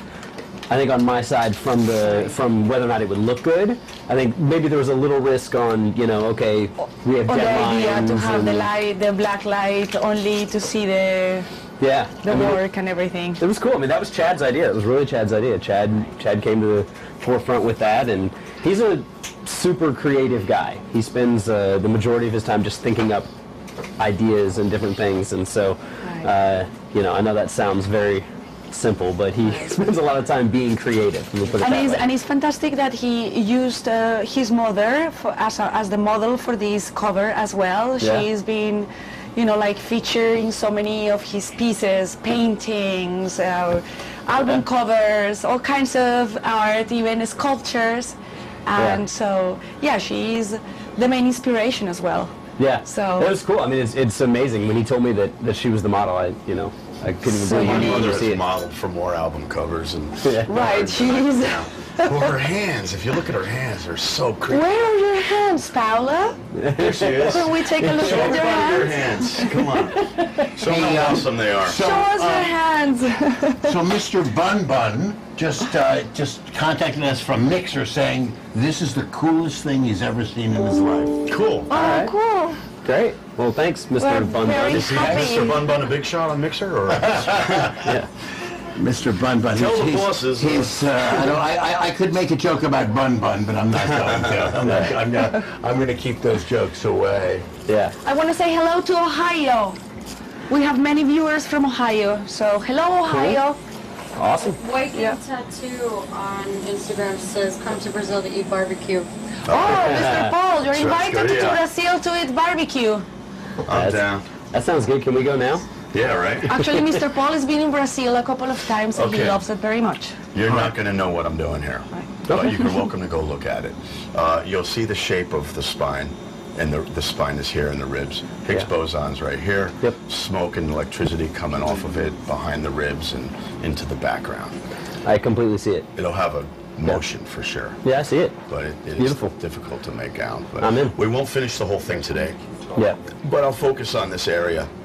We'll get a section done so you can see what it's going to look like. And then we'll revisit it, you know, we can Whatever you want to do. continue on. I'm easy like... The thing is I could have done just this for today for the sake of the show. But for the sake of your arm, I really need to design the entire thing. So, Yeah. you know, Usually what you do first is the outline, right? You Yeah, outline the yeah. entire piece. So even if you don't finish it today in one session, you can have that outline it and ready. Absolutely. Yeah. Whatever you need to do. I'm easy like Wednesday I think we're afternoon. about ready for some pain. You know, I just say already that's beautiful, Paul. Even as just a magic marker drawing, it's Yeah, we beautiful. could leave it just like that. Yeah. Like that's like right. Like, Let's avoid all the pain. Someone just, I don't want, I mean, if you want me to ask you questions while you get started, Yeah, it's I'm fine. happy. Yeah, yeah. So someone just asked the question, what advice would you give a young tattoo artist who's just beginning and struggling? What would Be willing to travel to get a solid apprenticeship. Don't buy a kit out of a magazine and just teach yourself, because you're gonna butcher a lot of people trying. Wow. So like, be committed to like moving to where you can learn properly. You know. And how that's maybe does easier someone said than determine done, that? but- How does someone determine Well, that? you know, you shop your portfolio, you find someone that's willing to teach you. You You're have ready to pay draw a them lot. if it's necessary. Commit time to them, because any shop that's going to teach you how to tattoo is going to want you to be there. They're making an investment in you. You know, so like, it's not a matter of learning and running. It can take years to really master the craft. I see guys doing a 2-month apprenticeship and opening up shops down the street left and right, and it's a shame. What but- about someone burrows deeper into that question, and they're asking, what happens if they're like struggling psychologically, like they're looking to find their own voice as a tattoo artist, and they're Well, what advice can you give someone as the tattoo Understand that artist? tattooing, out of other artistic mediums, tattooing is not just art. There's a technical side to this that you have to know, laws of nature that you have to understand, like the aging process. It's not just picking up a paintbrush and figuring out how to paint. You know, there's a lot of things you need to know, and you got to be willing to pay those dues to learn the basics. I did 3 years of Tasmanian devils and hearts and roses and that sort of thing before I ventured out into anything really truly creative. You know. Wow. And I was okay doing it because I knew this was the foundation I needed to really eventually grow and take things to the next level. So I complained here and there, but I was willing to learn those basics the right way. You know. And burrowing even deeper into that, somebody asks a bigger question, which is, what advice would you give somebody who's just struggling psychologically, not as a tattoo artist, but as a human, who's having, is there any kind of... Well, that's big. Yeah, I know. Fix yourself, you crazy motherfucker. Oh my goodness. Wow. Talking about that, there is an extremely interesting question about, do you get creative blockages? Do you have periods in your life where you can't Not paint, anymore. draw? Maybe on a particular piece sometimes, but honestly, I've patterned everything towards eliminating artist block. My environment plays a big role. Like the room that we're in is designed so that I don't get artist block. The environment you create in is very important to that. Artist block is simply your left brain interfering with your creative side and not letting you be creative because it's in charge at the moment. So if you get artist block, the thing to do simply is perhaps a bit of meditating, getting in your art space, sketching, contour drawing, just something to kind of bring out your creative side, Also, like make the environment conducive to that, Conducive like to the it, music yeah, with yeah. no lyrics and things like that. Yeah, absolutely. I listen to music that doesn't have any lyrics because listening to lyrics, even like listening to me talk right now, is really a left brain activity that you got to understand. Your left brain and your right brain don't work at the same time. It's one or the other. So if you're in a left brain dominant mode, like, everyday life, getting through the day and that sort of thing, it's going to be more likely that you find artist block. So you got to create your environment to really be conducive to your creativity. So, if you were into unicorns, you'd paint your walls with clouds and dumb shit like that. But Unicorns! as an example. Yeah, that's what Jason really wanted. He wanted a unicorn on his arm. Yeah, we wanted a unicorn with a rainbow. Yeah, but no, he wants those on his butt. Yes. Oh, I want a unicorn on his butt. And a We have Hello special Kitty. on butts this week, so. Yeah, right. And he wants nice little kitties, Yeah, you know, right. on his groin. Obviously, you can tell, you know, because of his style and everything. Yeah. Because he wants people to pet his kitties. Roy Pentagram! Yeah. Yeah. Hello, Roy. So I have a question. It's interesting what you said about the left and the right brain, but you seem to be able to have both operating at the same time because you're talking to us while you're creating. Well, I'm a special case. I mean, I'm crazy, but Tell us something we don't know. yeah. There's a brain dominance test you can take. I'm sure there's some online, but Are those on BuzzFeed? I don't know. I don't know BuzzFeed, but no, there's some legitimate shit out there. And I took one time and I scored a perfect 50-50. So as 50 far as left, right, you mean? yeah, the perfect brain is really a balance between your left and your right. Right. More so that, you know, artists want to be all right brain, all creative. But it's impossible for one. You Can't can be get right anything brain. done. The right brain dominant people are generally flaky. Musicians, artists are generally flaky because they're more right brain dominant. They spend more time in their right brain being creative. So logical things like reasoning and responsibility and tend to go by the wayside a bit more. Yeah. That's a much better version of what you and I were talking about earlier. Exactly. No, exactly. Exactly. Well, you need, you know, as someone who spent most of my life as an artist too, I mean, you can't, when one is in ascendancy over the other, the work suffers. You need some, I don't know if it's 50-50 exactly, but you need a... Well, 50-50 means basically you can really go back and forth at will. Right. You know, when I need to be left brain, I'm left brain. When I need to be right brain, I'm right brain. Right. They work together more homogeneously than if I was right brain dominant. My reasoning skills would be less, and you know, so I'm fortunate in that department. I think. Doesn't hurt at all. It's cool. And all right, it's so Not at all. cool. Yeah. Oh yeah, I'm lying. Woo! Feeling good. Feeling good. But Paul is so gentle. Look how gentle he's been. He's so gentle. gentle. Yeah. Well, the good thing is that he's very fast. Yes. He's very fast. Yes. So, Shockingly fast. right. Yeah. He doesn't mess around. But that doesn't hurt, Jace. Not at all. Mm-mm. It's all good. I'm not sweating either at all. Right. Don't worry about it.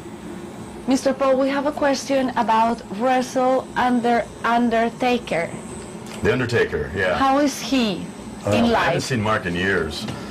In real life is the question. How is he He's a in very real cool life? guy. Kind of quiet, but you know, again, I haven't seen him in a very long time. But very normal guy, really cool. You know, he had the darkness in him outside of the ring. He's definitely a dark dude.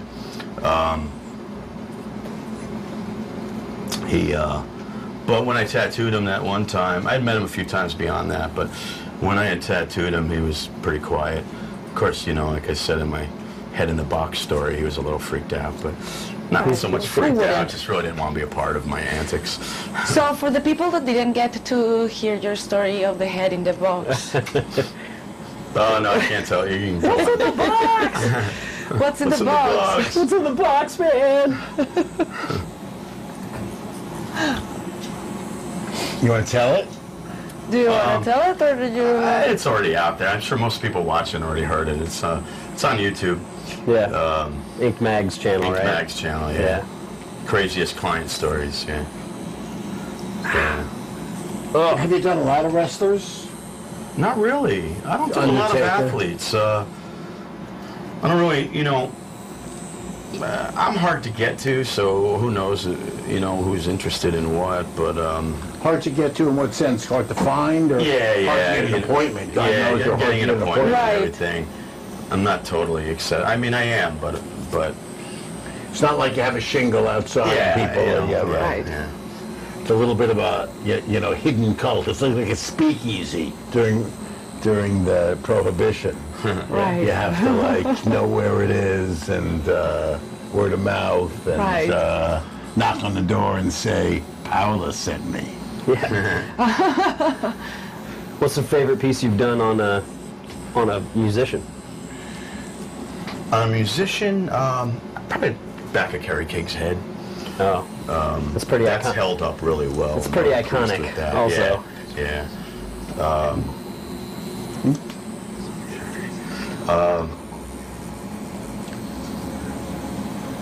With musicians, for me, it's more about the collaboration, you know, because like if it's a band like Slayer, of course, there's a band that inspired me as an artist from my youth, you know. Right. So to get an opportunity to collaborate on some art with people that inspired me so much in my early days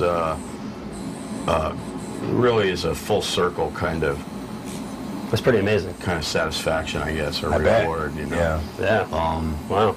Like working with your heroes. Like when you have the opportunity to work with your heroes. My boss would leave and left me to manage the shop, and I'd put Slayer on the radio, and I'd sit there and go, someday I'm going to tattoo Slayer, you know. And How that happened?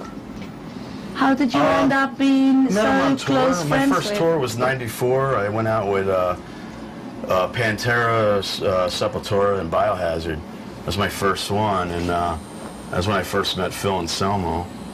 What do you mean your first tour? You went on tour with rockers? I used to tour with bands all the time. What'd you do with them? Tattooed backstage.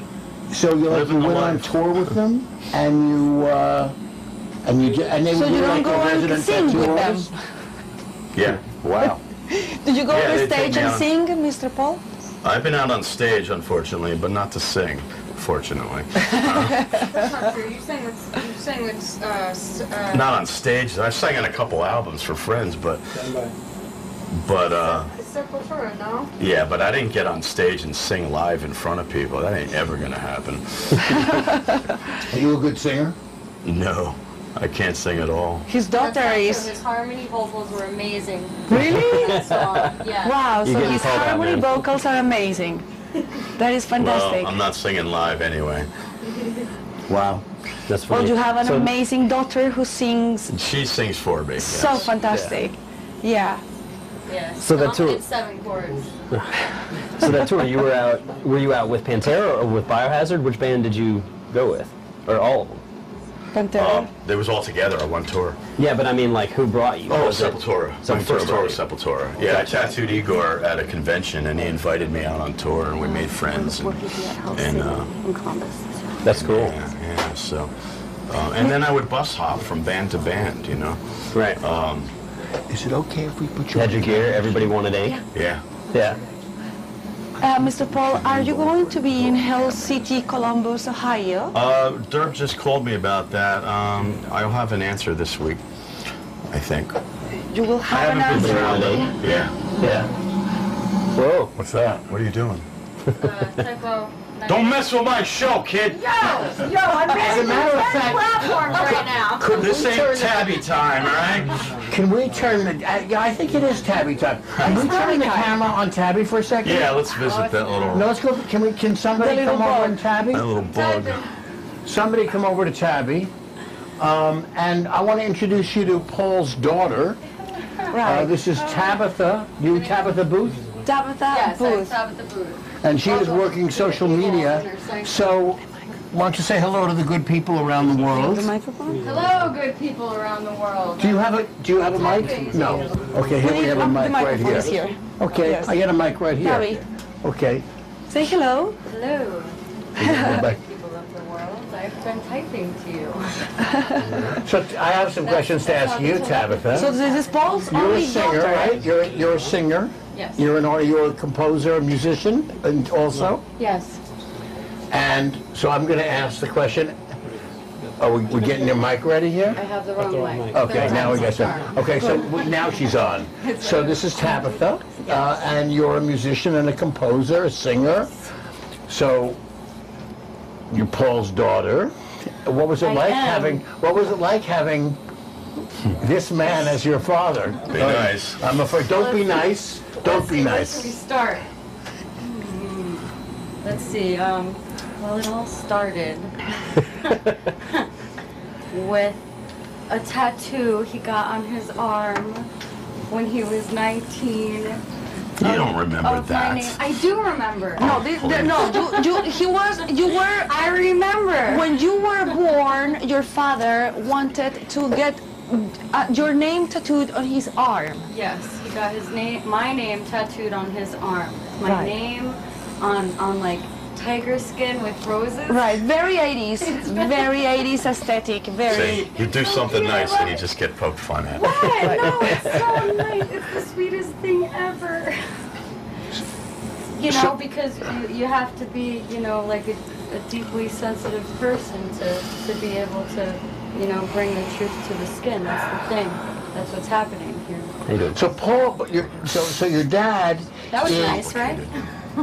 Your dad is a really unique artist, but Yes. he's an outside artist in the sense that Full face. he's not a conventional artist doing portraits that end up in a museum or, you know. Not he's- yet. Yeah, not yet, but you know what I mean. He's a renegade artist, world renowned, but it's Yes. not straight up the middle. Did you grow up with that knowledge that your dad was, you know, this great artist, but kind of unique and special and a kind of a cult hero? I grew up with the belief that you can't look at Jason's face. Don't look at my face. yeah, it's really funny. Look over here at me. I grew up with the belief that you that you can I'm just gonna outline accomplish to what about you set here, your and mind then we'll to work as an through artist. Whatever you want. That it's a real I thing. can take it. 'Cause I can- Maybe I take Oh, that yeah, for I'm granted. off camera, so I'm Let me know the plan. we kind of allowing find myself that to. it's difficult to pursue a career in the arts. It's a very controversial thing in mainstream society. If Totally. it's a good idea or a bad idea, but when you're an artist and you really believe that I'm an artist too, so you know, it's something like I was meditating on recently, like, why do I sing? Why do I do this? 2 years, like, thinking about why I even do it. It's really important to know that as an artist, and he provided me an example that you can just do it, Follow your dreams. but follow you your have to put the work in, and, Right. you have to be honest about that. You have to really work. It doesn't just happen. Gabi, so you started chord. very young playing piano. Since you were very young, you started playing piano. Yeah, I You are played an piano. amazing pianist. You taught piano for a while. I did. And then suddenly you discovered this amazing voice. So it was like a process. Like first the piano, guitar, other instruments, and then you. It was a process to discover that I can say I'm a singer, or Yes. that I feel comfortable saying I'm That a you singer. started singing, yeah. Yeah, I started on classical piano. I moved into guitar and voice. I actually had to overcome some pretty serious stage fright with singing. Super terrified. Totally thought I was going to be a lawyer and not a Actually, performer. there you go, lock it in. And and then Does that help? I don't know. I guess there was something about overcoming the fear that I had to, that I was kind of obsessed with overcoming that, I think. And was your dad's? Did you share your fears with your father? I mean, I was busy being a hippie in Portland, you know. I was So busy not using cell phones So and you stuff were like that. raised by your mom in Portland, Oregon, Portland. Maine? No, I went to Portland after I finished my BA. Oh, yeah. I did grow up with my mom, though. We traveled a lot. I'm like a nomadic hippie, you know, but it was kind of a cool dynamic of traveling and then having the influence from my father and his career. It just like created this perspective of like you can just like go anywhere and like do anything and just pursue art. I didn't really think of art as like my own direction until I was Your mom past is an 18. artist also? Is your mom an My artist? mom is a psychiatric nurse in the geriatric ward Wow. Where? Where? in New Jersey. Shut up, Dad. That's How do you think I But I think it's important to say also, Tavi, well, your major was also literature, and you have this amazing Philosophy. gift for writing and composing your own lyrics and music. Did you develop yourself, like started flowing out of you? I was a kid who liked to write in my I'll call it a journal. I didn't really do the diary thing, but I did do the Can I journal move to help thing. you? No. You're fine. And when I was about 13, I wrote a fictional poem about a younger brother who died in a car accident and got all mangled, and I got an honorable award or mention or something for it. And a lot of the adults came up to ask me if it was a real story, and it wasn't. But I realized that what I wrote triggered and impacted a strong feeling in people, and I think that sort of like planted continuing writing poetry, which developed into songwriting. And did Almost you there. share this Yeah. stuff with your father? You're good, I share man. this stuff with my father. Yeah. All good. We've attempted break collaborations and on play some? lyrics on a couple of his songs, but I don't know. difficult. Maybe I'm too much of a hippie. I don't know. Is that And what your it dad is? is definitely not a hippie. My dad is definitely a hippie. He's No, a I think satanic it's hippie. actually textural, you know? You got this beautiful voice, real angelic, dark angelic to me, of course, but, and then my music is more textural and gritty, and Yeah. I can't find a way to get them to gel, like, you know, I Yeah. can't make pretty like you can, so until you figure out how to get your ass dark, Whatever. we're stuck. Right. Get off all that flower hippie shit. and I like flowers. Burying your damn crystals in the yard. I like crystals. So yeah, well that would be it. So maybe there is a successful collaboration in the future. Because Yeah, you're- maybe. They already we both collaborated. look forward I to know, but they're collaborating. saying We that collaborate you're a little bit. Right, Yeah. We'll right. do something. They're We saying will. that inevitable. We will. your polarities. You have a kind of there's a polarity. Yeah, I think I also think we're both they, deep people, they are very much alike. right? We're And at the deep same in the void time- somewhere. I think that's right to say.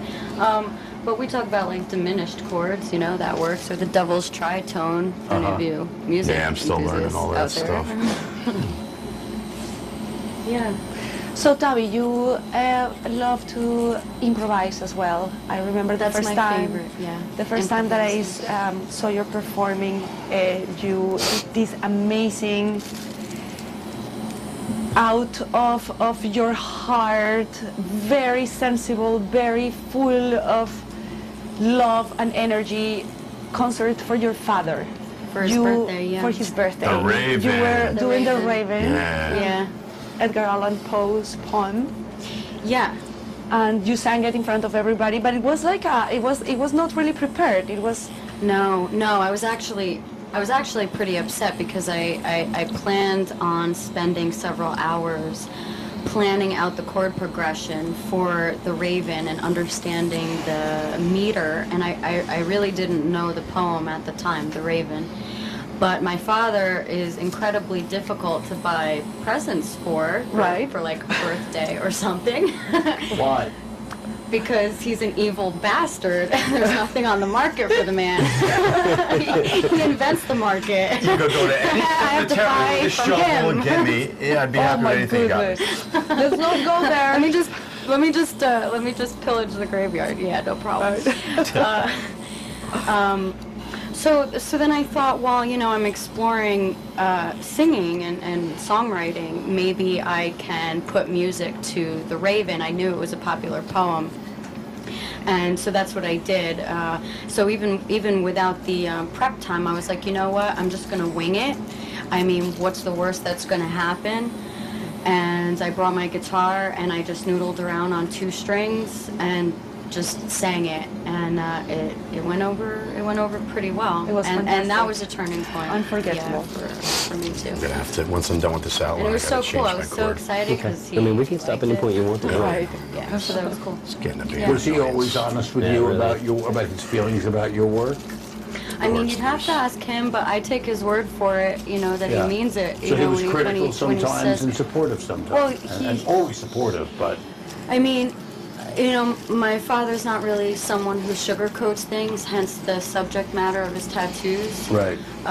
For me as a singer, he definitely is supportive and constructive, especially about,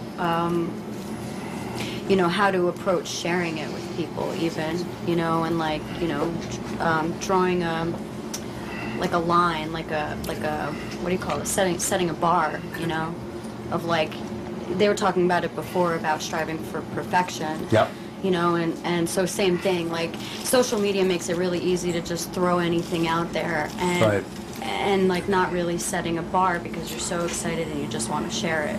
But then you kind of rob yourself of like challenging yourself to like really strive. Totally. You And know, so- and separate yourself. So, Paul, what do you feel like your responsibility is to Tabby about her work?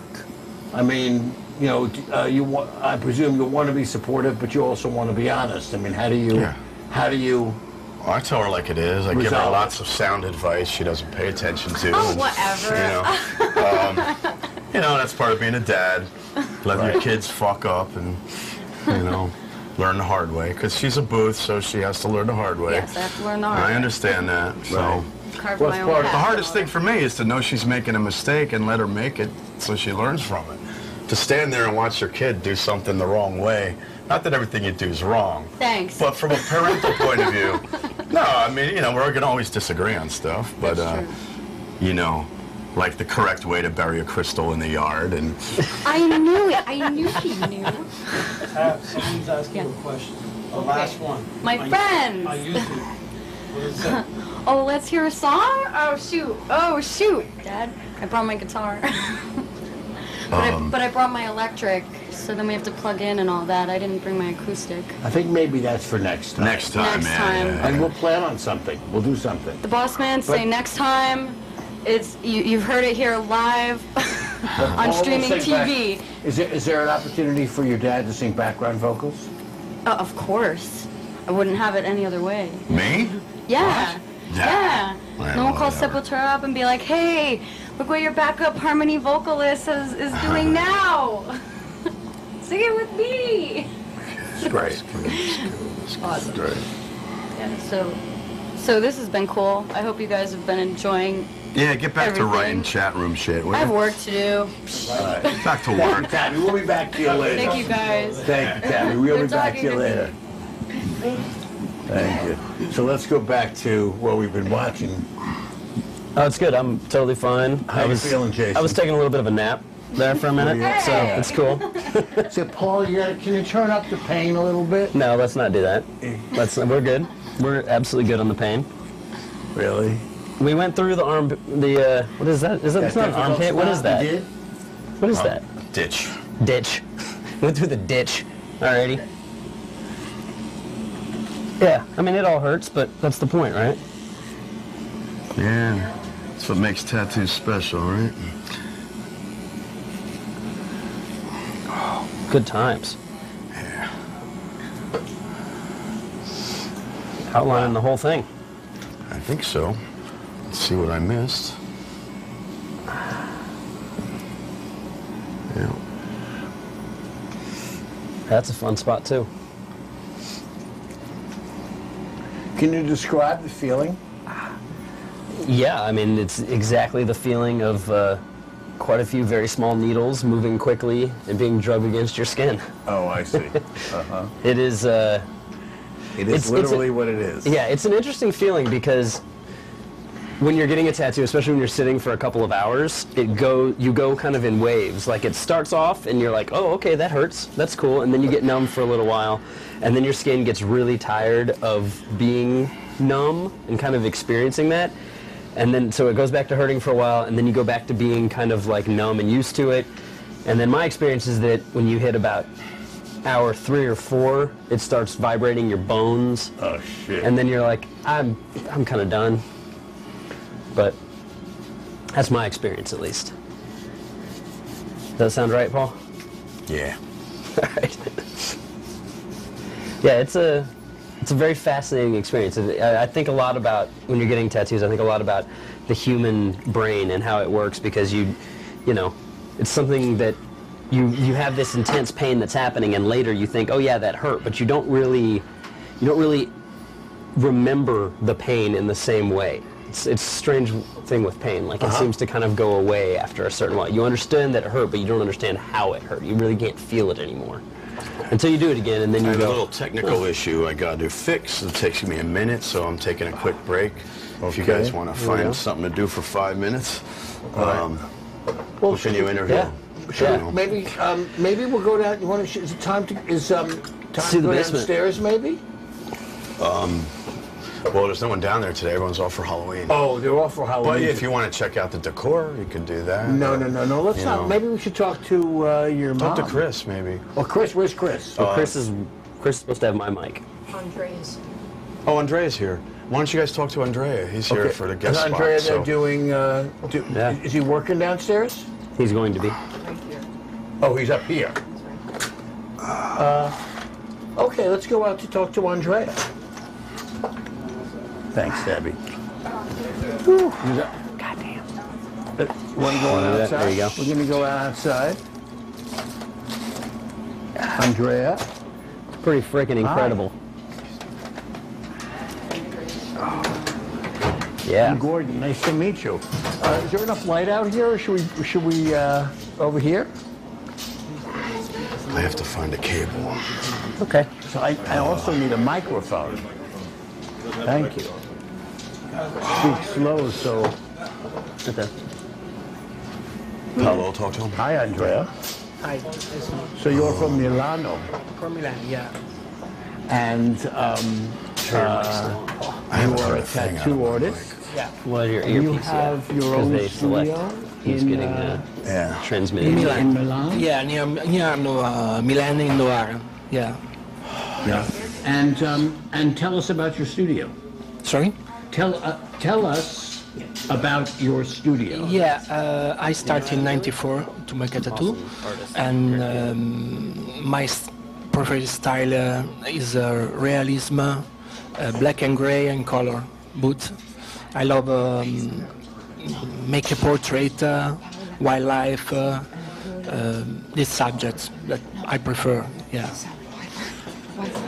Say that one more time. I'm not sure we all understood that. Talk about your subjects one more time. Yeah, you want that I show you my subject or explain? Well, how could you show us? Do you have something to show us? Yeah, I have an iPad with my... We have the iPad here. Yeah. Would the iPad show up on the screen? Would the iPad show up on the screen? Yeah. On the screen, would it show up? We have some of these amazing tattoos. Let me get more light here. Can you get more? Oh. Well, how do you get? Oh, sorry. Right. So you can. Yeah. This is my tattoo. Can you pick this up? Are we picking this up? Okay, good. Okay, so let's talk about these tattoos, Andrea. Yeah. What I say before that I prefer make realism, not just realism. I do, and I make the color and black and gray portrait. I love a lot strong contrast when I do a tattoo. Wow. Where is this on somebody's body? This is my friend, and he's a famous rapper in Italy. And This is on his. Wow, that is unbelievable. Wow. my creation, and Can you see this? How amazing this is? This is amazing. Thank you so much. Oh, Thank you have to tilt Wow. it a little more, like Yeah. this. Yeah, sometimes the people ask, leave me free for make this. You know, he say me just a subject, but after I can, it's my creation. So they give you the idea, and they also allow you to Yeah, do your own. just idea, and after leave me free for make a whole, I think.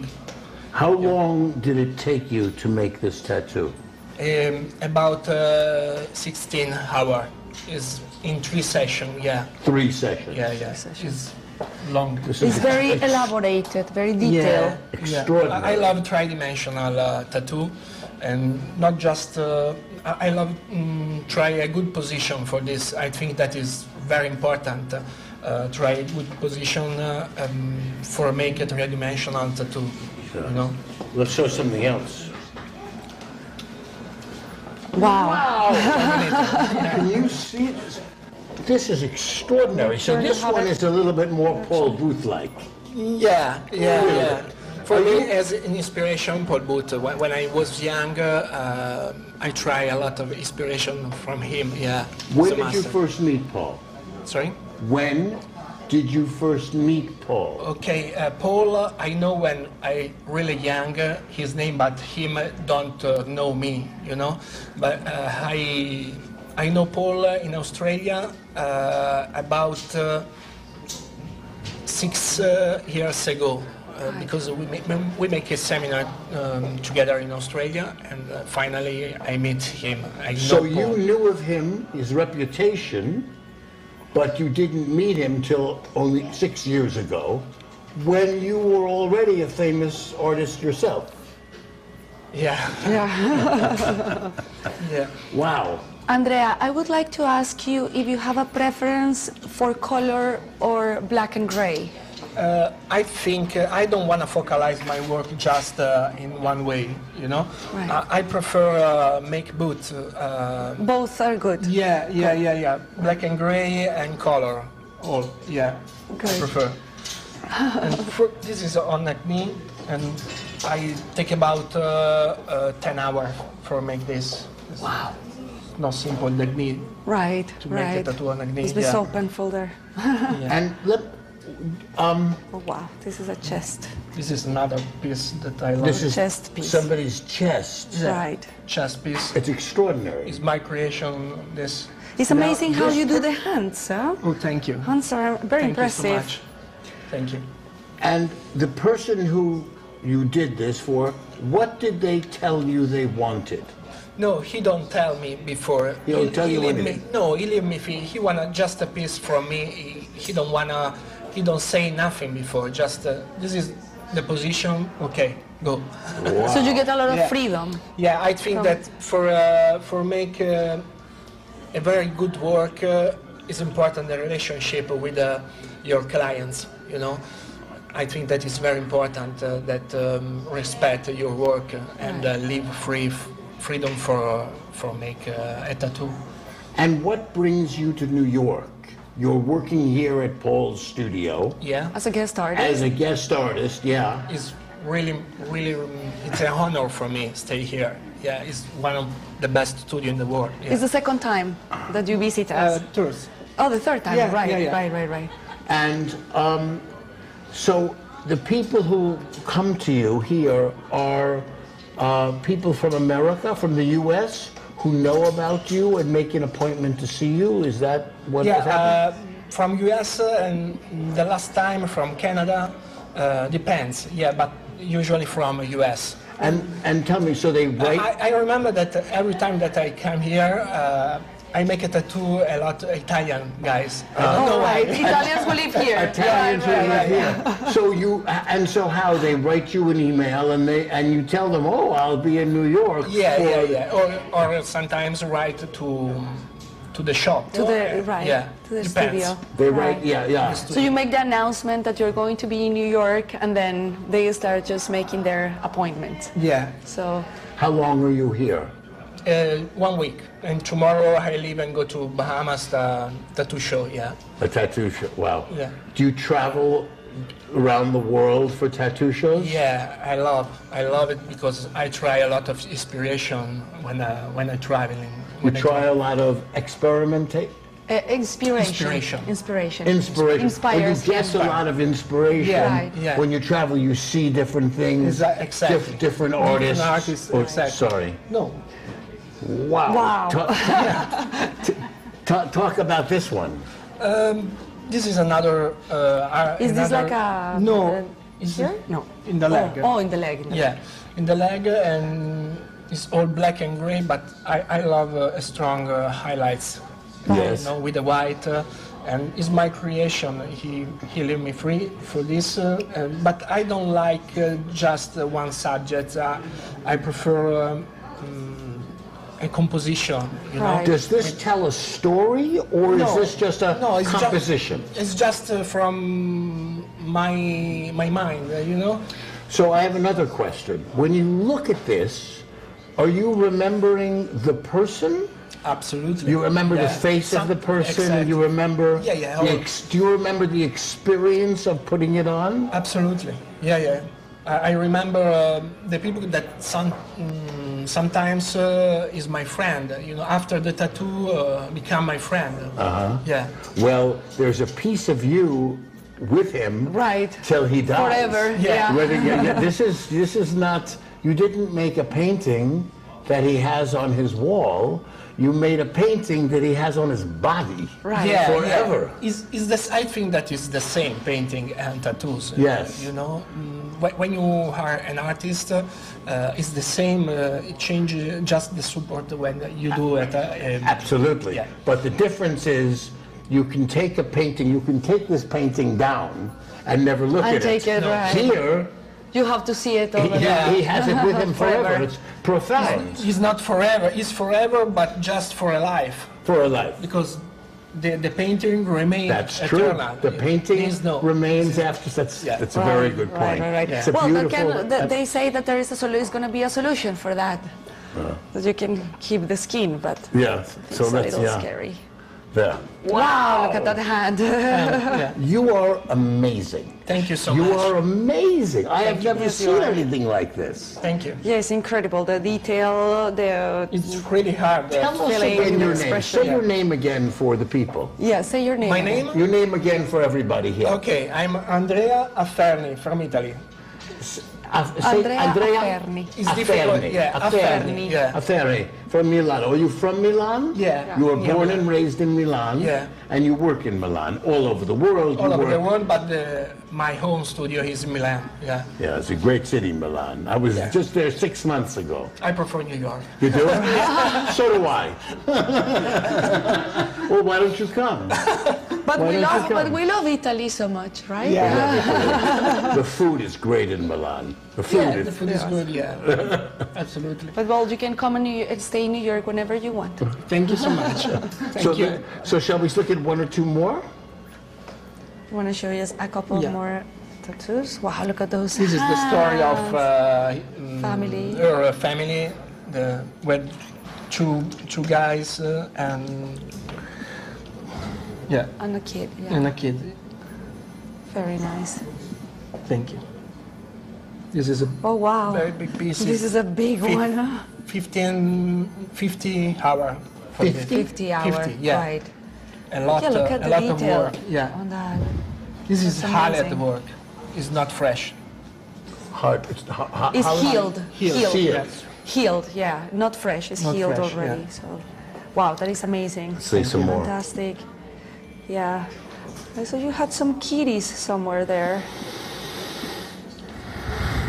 Wow. Yeah. Oh, wow. Look This at is that. There my is another creation. Yeah. Amazing. big. There is a lot of detail. Yeah. Wow. You're a beautiful artist. So beautiful. Thank you so much. It's like some kind of like a very classic biomechanical, but yeah, very sweet. this is my Paola, drawing. would you take over for a second? Yes, Paola, of would you course. take over? Because I need to, yeah, thank you. Yes, of course. Wow. This is amazing. So, Andrea, do you also paint Yeah. and draw? Yeah, like in the... I'm lucky because master is a really important painter in Italy, Right. and he explained me a lot of technique for. This is an oil on canvas. So you started painting first before becoming a tattoo artist? No, I start 5 years after that. I start to make a tattoo, Oh, really? Yeah. Interesting. Yeah. Very interesting. but it changed It's my. beautiful. Those paintings are amazing. Thank you, Oh, wow, look at these. thank you so much. Sorry, I should move and put you here so Okay. you can see it better. Wow, that's a spectacular. Yeah, I prefer both. It's the same, painting and drawing. This is a drawing. Beautiful. Thank you.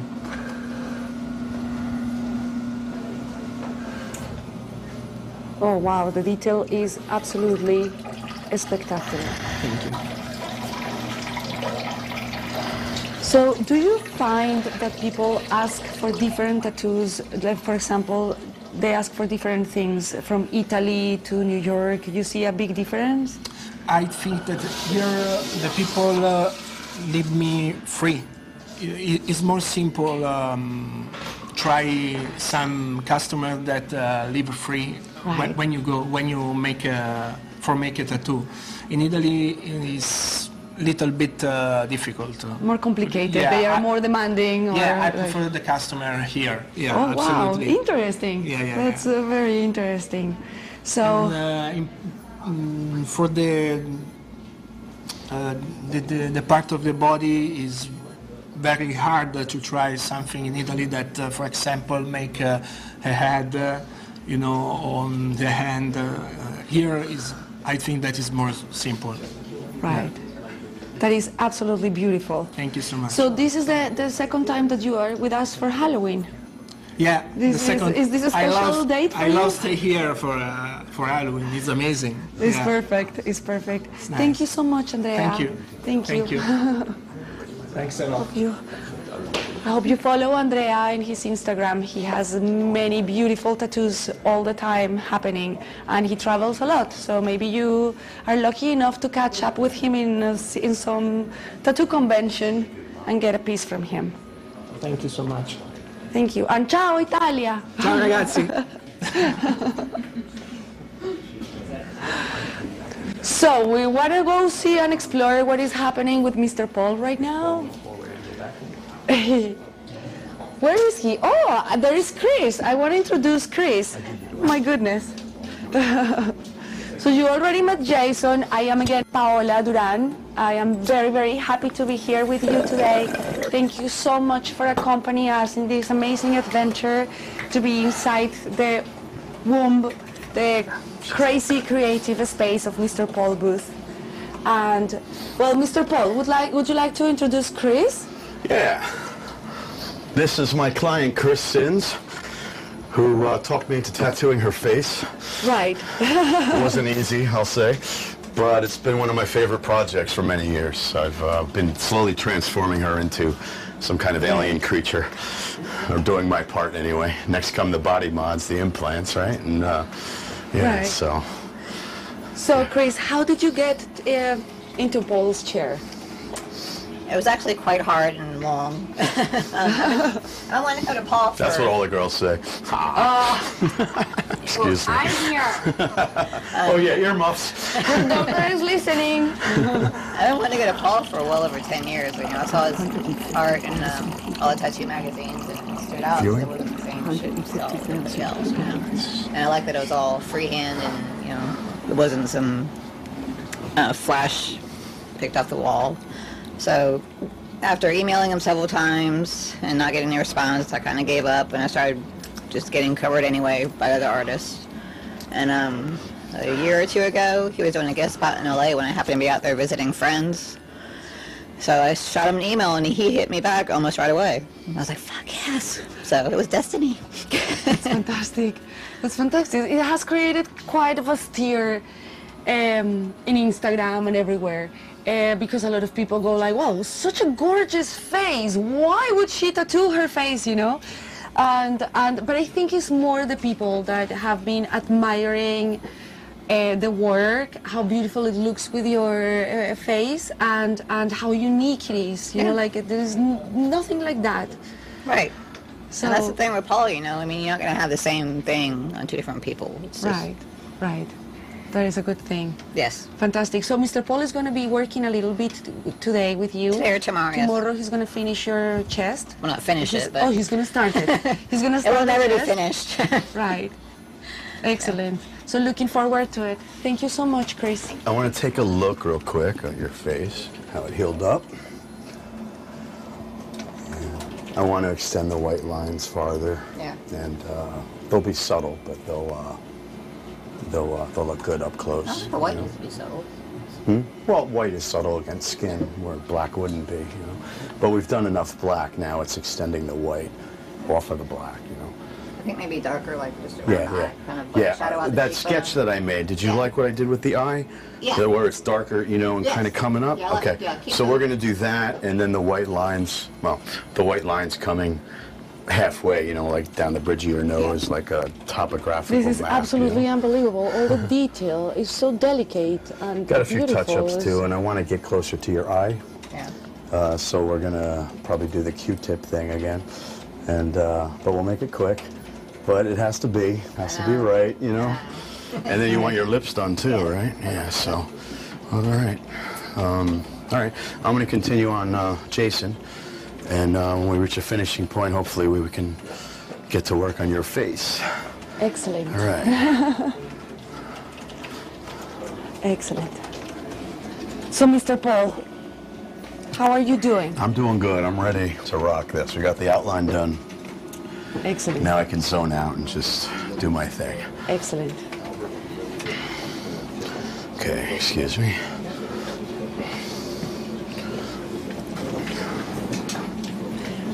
Let me see that arm.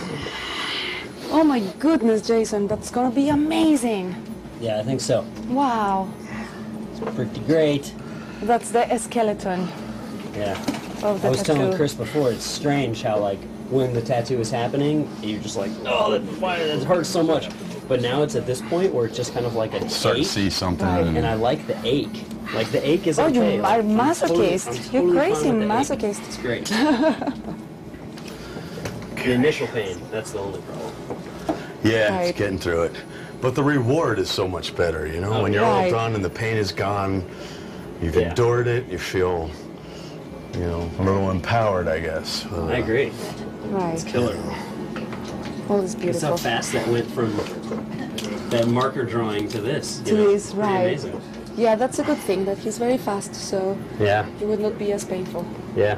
How many has he done on you? I don't even know. Actually, just one. Why don't we look at your He tattoo? actually. Oh, Yeah, you it's on the going to be. spot. It's going to be. You're the host, It's so- going to be difficult to show with this dress, but you can peek a little bit there. It's a cover-up. It's a cover up of a horrible, horrible tattoo I got very young, and so he's very delicate now. It's more me, so I am very happy with it. I hope next show I can show you better. Sorry. What was it a cover up of? It was a 8-point star.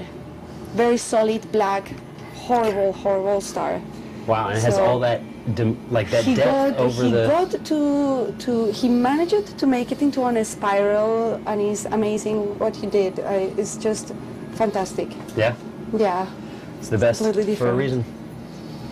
That's awesome. Okay. All right, what are we doing next? I don't know. Okay. The Scribbling? witch is moving. Exciting. It's getting there. Yeah, well, it's gonna, you know, it's the final pass that pulls everything together. So initially, it'll look like a mess for a little while, but That's all right. it's all par for the course. When you work in layers like I do, it doesn't make total sense until we get farther along with it. So these early stages can be a bit confusing for everyone. All right, here we go.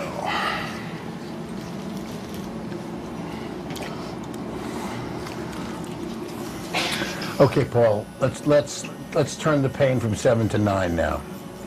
Already done. Okay, good. Thank you. I knew I could count on you. Oh yeah, man. I wouldn't let you down, Gordon. Jason, I thought it's because Gordon is not sitting there. We should sit Gordon then after. And Jason. When I met you this morning, like we had a great conversation about the Zappas and. I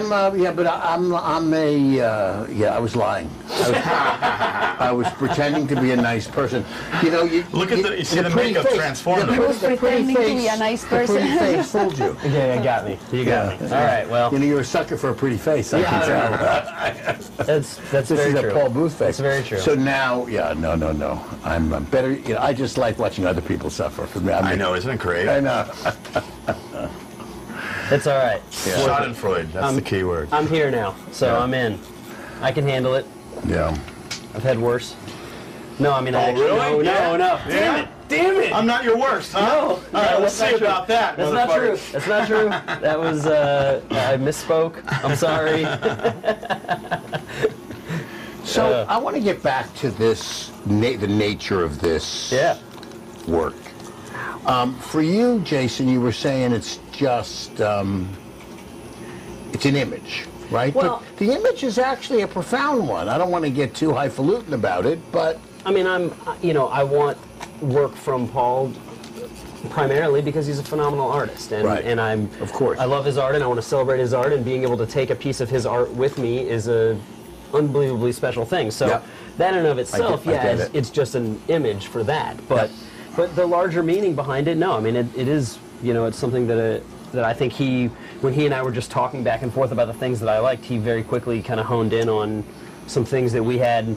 That we both talked about very often. I think that things that are valuable to both of us, and I think things that are... But let's say what those things are. Well, just that, when you're talking about the elements that make up existence, not a soul, not religion, not things like that, but the elements that actually are what all existence is made of. So whether that be, the Higgs boson is called the God particle because currently the belief about the Higgs boson is that it's the particle that helps provide energy and connect everything else in the universe together. The dark matter, I guess, is, correct me if I'm wrong, Paul, I think dark matter is the opposing energy to that, currently, is the belief. I mean, that obviously that's changing pretty frequently. The space between the subatomic particles that we're aware of is the dark matter, right? Cannot be defined. Yeah. Or found, really. But we know something's there. But, it's... Because it's affected by dark matter is basically negative space in a way. Right, but it has to be something. I mean, you think about, the air that we breathe and the water that's in, the oceans that are covering the planet, those are all cellular. There's a mass to them, and the air that we breathe is easier for us to breathe and move through than the water is. We drown in water, but there still has to be something in space. There still has to be something that's holding everything together, and that's And how does that relate to this tattoo? That's my question. So when we talked about the things that visually I liked that he was doing, that we were talking about the the spine and the necrohelix, and then talking about the fact that a human is truly exists within a spine. A spine and a brain is the true nature of what a human is. That's what it is actually made up of. So that's something that's very real. And then bringing in the other idea of the Higgs boson kind of existing within the rib cage that he's building, just kind of taking those elements that he and I both really respond to because they relate to the things that are undeniable and that exist beyond opinion. Or essential self. That are not only our essential self, but the things that are fact, that are the essence of existence. Because what you do with your existence is your choice, and it can be many different things. I mean, we've talked about serial killers and tattoo artists and all kinds of different people today, so there's all different things you can do with your existence. Is there a difference? Yeah, I think there is. I'm really good. But regardless of that, the essence of existence are these particles that exist everywhere, that make up everything. These are the things that really make up what life is. Paul, is this how you feel about it also, what Jason is saying? Does that reflect your feelings? Yeah, absolutely. I'm a science guy, I don't have... my spirituality exists in my art, not in... higher power or anything like that. So, I tend to, I gravitate towards quantum theory and, things that are plausible theories over fiction. Right.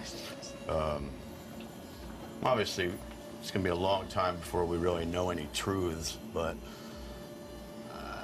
you know, we all have our philosophies and ideas and theories of our own. And yeah, I agree. I agree with Jason.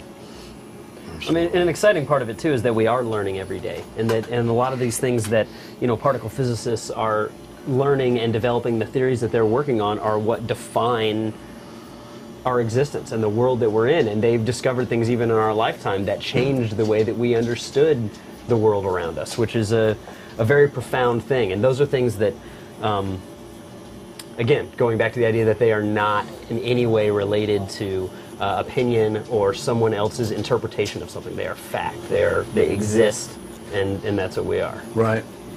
So I like that a lot because I, like him, I choose to base my life on the things that I know for certain. Smart. Doesn't hurt at all. I'm sorry that's hurting. It doesn't hurt at all. Before we had machines like that, Paul, how did people put tattoos on? Well, there were coil machines. You know, What it really about- comes from being the equivalent of like a door buzzer. You know, it's basically a clacker that jumps up and down really fast, and a needle's attached to it. So 200 years ago, 300 years ago, when they were putting tattoos on, what did they do? Well, before electric tattooing, Yes, I guess it was that's what all I'm hand asking. poke. You know, there's still Irizumi, there's traditional tattooing like that, where it's just a needle on the end of a stick, and you just poke along, hole by hole. And you're poking ink into somebody's skin manually, essentially. And it's the same principle, it's just done with electrical aid. And also the needle that you have at the end of that has multiple needles as a fan of needles, right? Whereas that's like one needle, right? Yeah. Yeah, like this what I'm using now is more like a brush, you know. Right. Yeah, it feels just like a brush. A rake, maybe. A rake, yeah, that's a better... But it's definitely a brush effect Yeah. that you achieve. Well, it depends on the needle. You know, there's a needle for making a tight outline. There's a needle for different ways of different types of brushes. This is the equivalent of like a filbert for an oil painting, because it's kind of curved, and you know, the way it's shaped allows me to approach the skin in a more painterly fashion, I suppose. We have a viewer asking if you sell your art, Mr. Paul. Sell my art? Yes. Sure. I just haven't been producing as many paintings as I would normally like to lately. This past year or two, it's been very difficult to keep my painting in the rhythm, because I have to prioritize a lot of things, and art related, you know, sculpting, 3D design, and whatnot. And I'm starting a new body of work this coming year, though, so. Well, you've sold your art in a lot of different ways. I mean, the piece that that's hanging around your neck right now is part of the Paul Booth brand, the jewelry line. Yeah, we should talk about that here. Yeah, we should talk about that. Yeah, actually. Jason here is my partner on my home decor line, and which is currently awaiting me to get my shit together again. I have some new jewelry designs we're going to be putting out, but yeah, PaulBoothBrand.com is me and Jason, and yeah, he makes all the dreams come true. So I've got a furniture line, jewelry line, home decor stuff, all hopefully, you know, by spring we'll be launching. That's the Necrohelix collection, which is... which I've referenced, yeah. Yeah. It was, you know, it was a cool thing. That was one of those things that, you know, again, you and I have been friends for a while, and just through, I don't even remember, I think I was here just hanging out with you one time talking about, you were talking about all the different creative things you do, and you had this idea of wanting to create these different products. And, you know, my wife and I do most of our, or at a good point, we did a decent amount of our home decor shopping at Halloween time, you know, and the stuff that they make is never, it's either low quality, it's all shit, it's low quality. Horribly sculpted skulls that look like light bulb Yeah, it's like a heads series made of like very cheap materials. It's cheap material, and it's a very, many times like the things are very softened, so they're made to be, you know, more friendly, and you know, so we talked about the idea of wanting to create high quality home decor stuff that is in the aesthetic of us and people like us and all of the amazing people watching right now. Right. And we've done a couple of things like that. I mean, obviously, it's it's something that is secondary to Paul's primary work that he's doing, but we've done some amazing stuff. I mean, the jewelry line that was launched was absolutely beautiful, and I think it was very It successful as well. It was very successful. Yeah, Yeah, it was very successful. all sold out. So Roll your All arms. sold out, Yeah, right. that's good. So, Mr. Paul, you do your sculptures both with hand, you are hands-on, and you also sculpt now with VR. How is Yeah. that being like the transition from going Well, from sculpting with your own hands it's like the to growing pains involved with going from analog to digital. Right. It's like the tactile aspect of sculpting in clay is very rewarding and creatively, and I guess you could liken it to the difference between painting with a brush and painting with pixels digitally, But it's still the same creative process. It's just different tools. So you got to look at it for what it is. Like I like a lot of digital art. A lot of people have a hard time with it because they can't get past the stigma that if there's not a paintbrush involved, it's not a painting, I disagree, but nonetheless, it's really, oh hell, I forgot. so what I it's was really talking about. it's really just a different medium. It's like a different Yeah, technique. totally. So virtual reality sculpting is digital, and you're working in 3D. You're literally creating in a 3D environment. So so much fun. So it may not be clay, but it's fun in a whole nother way. how detailed can that get? Totally as detailed as you can cast it. Does it imagine? Yeah. Yeah. You have also created an environment in VR that people would be able to go into this environment and explore the paintings at the gallery and different other things through... Yeah. Well, like we're shooting this show, I believe we're still in 360 or Yeah, it's right there. as an option. Yeah. So right I don't next know to if us. anyone's checking it out in 360, but I'd be curious to get some feedback. People are enjoying that aspect of it. But yeah, I'm working on an art exhibit, an online world, virtual world of my art. But it's a long process because I'm teaching myself gaming engine development, and so I have this big learning curve. But hopefully in the next year there'll be an online virtual reality art space that I'll be sharing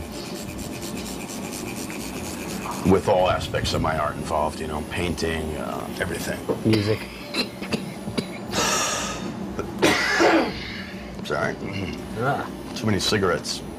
So, Mr. Paul, I remember that once you designed a temporary tattoo for Revolver magazine. Oh, yeah. They had this special edition of tattoos in the rock and roll world, and so you designed this very fantastic tattoo. Actually, I remember it was your mother's face, again, the model. And besides that, have you approached again to do some temporary tattoos Not for really. people to play with? It doesn't seem like there's much of a demand for them, I saw a thing online the other day for a temporary sleeve. Oh, I've seen those, yeah. Ridiculous. I don't know, man. Right. Yeah, it's novelty stuff, Anyone that's heavily tattooed just kind of scoffs at that stuff. And anyone that would walk around with a fake sleeve trying to pull it off as real is pretty lame. So, I don't really cater to that crowd so much, All the soccer moms and, oh, look, I got my arm sleeved, It's like a fake septum ring, Lame. We have another question. Uh-huh. Which one is being the most difficult tattoo you have ever done? It's usually the current one. The most difficult tattoo I've ever done. I had a woman who had a double mastectomy from a cancer survivor, but she's a performer as well, and got her implants at like 48 double Ds, something ridiculous, but she's out like this. No nipples or anything, which was pretty cool to work with. But like she had these huge boobs and tight as a drum because it was stretched so thin beyond capacity that the skin, I mean, could bounce a quarter off it, you know. But I was literally, for the only time in my career, actually worried I would pop her implants because I felt like I was tattooing the implant itself, you know? Right. So I had to hit the black twice because I had to ease the black in, you know. But I did her whole boobs with leaf designs, scroll designs, and gave her fake nipples, but that had to be the most difficult tattoo I've ever done. Just to get around everything and get everything packed in properly. I mean, it was no easy task, really. And for me to remember it like that, then yeah, I must have struggled. Yeah. Right. Somebody just asked Paul, have you ever considered doing artwork for video games, for games? Yes. I actually have a treatment for a video game of my own, so if there's any developers out there that want to play with me, please give me a call. I bet you'd be fantastic at it. I have a video game calling Torment, which is a pretty cool thing I can't really talk about, I guess. No, you should. That's not the game we're playing right now? No? Oh yeah, Torment. Well, Torment involves all aspects of life, really. But you'd be fantastic. I mean, it's incredibly complicated work. Not that what you're doing is not, but... Video games? Yeah. Oh yeah, all the coding in there. I wish I could write that code. I'd be going crazy. But sometimes it takes 2 or 3 years to build a game, you know, with a whole staff of people. Right. Yeah, But it's amazing. Right. So, Mr. Paul, we saw you tattooing your mother the last time, which was amazing. It was an amazing experience just to see it. How was it for you to tattoo your mother after all these years? it was so weird hurting my mother. And the fact that she allowed you. And her crying like that and acting up, I'm like, Mom, sorry, you know. Of course, I'm sure there was a bit of payback in there, you know. She used to smack me around with her paddle, you know. She used to beat really. you. She used to beat you with Yes, a wet my noodle, mother used to right? beat me When with you a were wet little. noodle,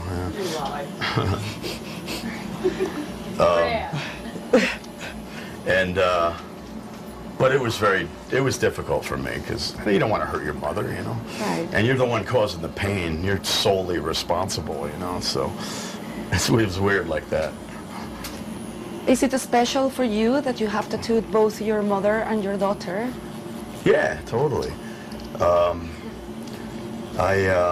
Love my tattoo. yeah, you know. Is it a bunch Any of flowers parent, and you know, crystals? it's like a tattoo artist. Any tattoo artist out there, I'm sure, will agree with me that when you're a tattooer and you're a dad or a mom, one of your biggest fears is your kid coming home with some absolute shit on her from some tattooer you don't even know as her first tattoo, you know. You're always worried about, like, oh my God, you know, because, you know, there's all forms of rebellion, but when you're a tattoo artist, what's the best way for your kid to rebel and know he's going to off, you know what I mean? It's like, yeah, I'll get a, you know, not that they'll go out and get a shitty tattoo, but just, I don't know, you just worry about things like that, like, you don't want to see a kid. But, you know, I never should even concern myself because she grew up around it, so her being inclined to get shitty work is pretty slim, you know? Right. She has very high expectations already. You know, and so to this Right, day, her music only for her. tattoo is the one I did on her. And not that I don't want to see her get more work, you know, but I'm totally supportive. I just want to make sure she always goes to a good tattooer, you know. But you know, there's also the comfort in the fact that most tattooers, they find out she's my daughter, I like to think they're going to make sure they do a good job. Right. For various reasons. You would expect them to, right? Yeah. Okay, that's that side.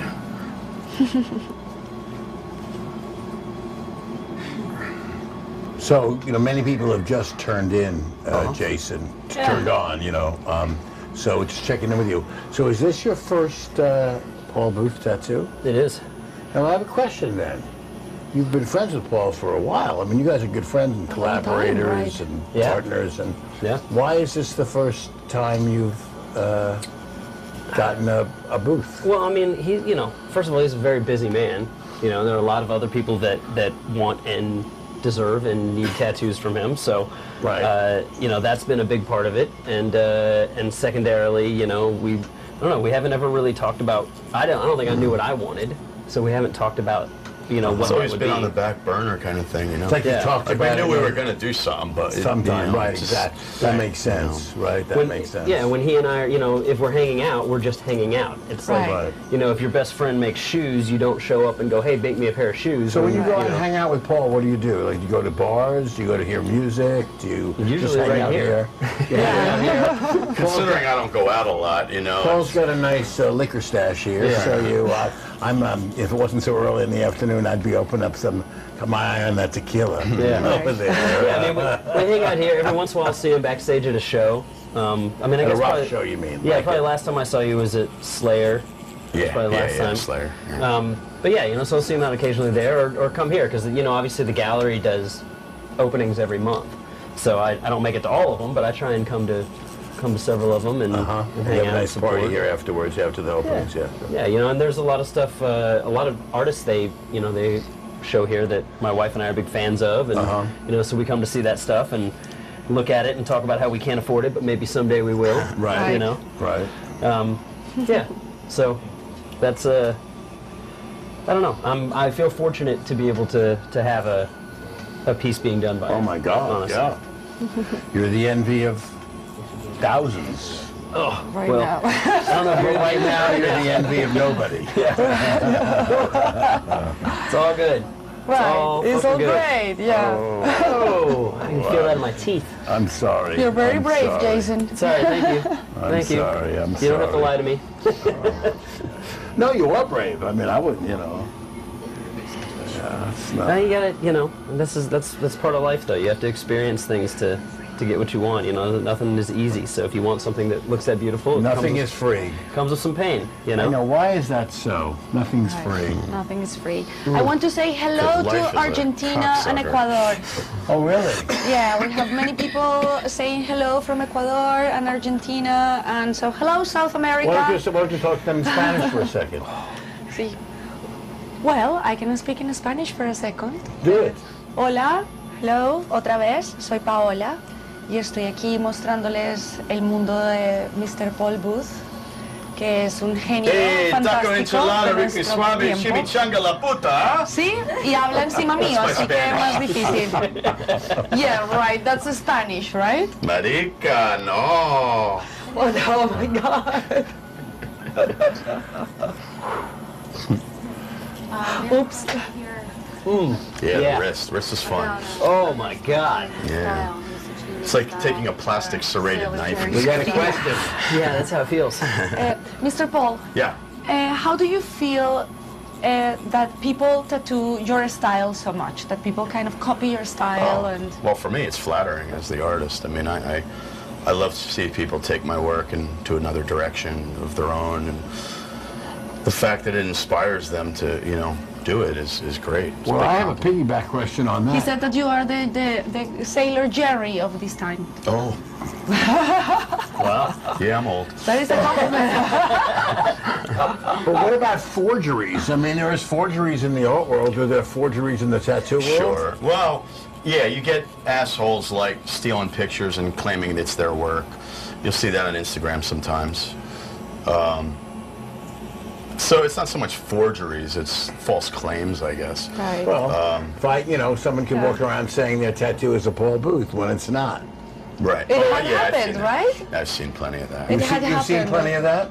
You ever think of suing? I get people walking up to me, sue for what? What are you going to sue them for, Well, Garnish their pay on their job because they got a tattoo that, it's not likely. But, yeah, it's a lot of people, It's cool to have your work emulated, you know. I mean, I did it when I was a teenager learning. I mean, I tried to emulate Giger, Frazetta, and Vallejo, and you could call that copying, you know, because I was trying to do like More they of an did. inspiration. Yeah. Think about all in rock and roll. you know? I mean, my God, think about there's not a rock and roll band that doesn't have 10 influences. Yeah. Right. I mean, yeah, I mean, really, everything is, you know, going back to early rock and roll, being influenced by American blues. Right. Everybody influences everybody somehow. Right. Yeah. Right. Not I mean, really, the first Rolling necessarily Stones. Everything has directly, always, everything has been done. Right. It's just how it's reinterpreted and reinvented, but I don't think there's anything anyone could do that hasn't already been done. There's been a request to see Tabitha's tattoo and for Paul to talk about it, to describe it. How should we do that technically here? Should we have Tabitha? You want to just somebody go over there and shoot Tabitha? I mean, I shoot her in the filmic sense, not in the not in the Second Amendment sense. Second Amendment. Let's grab a stick microphone. We're going to shoot you. Gordon, let's get a microphone. Yeah, we got it. All right. So, do we have enough light on her arm? I can hold So why don't you with, hold your move back a little bit? this. Hold your arm up to the light. Yeah. Can we see that? Am I in the light? Yeah. Now you are. I can't tell. Wow, that's beautiful. How old Somebody is that really now? good must have done that. This is I know a guy. You know a guy who knows a I guy? know a guy. I just know a guy. So Paul, I'm here to, this is a multitasking moment. While you're doing the tattoo on Jason, can you describe the tattoo on Tabby? Yeah, sure. I invented this logo. No, this is oh my God. Here we go. I invented you, so I invented the logo. Yes. talking about copyright, yeah, this is a... No, actually, this is Tabby's mine. logo. This is mine. This is my insignia, I guess you could call it. I discovered that word just today. Well, what does it mean? I call it a primordial clef. And it represents the notion that all of life emanated from a single primordial sound. I studied philosophy of religion when I was in college, and I got that idea, and being musically inclined, you can see here, if for those of you who are familiar with bass and treble clefs, you can see here the treble clef and the bass clef, Yeah. and I just merged them all together. And what is this, since it's a kind of a joining, a linkage, a melding of religious symbols, what aside from the musical symbols. does it have, but you said before religious, you studied the history of philosophy of religion.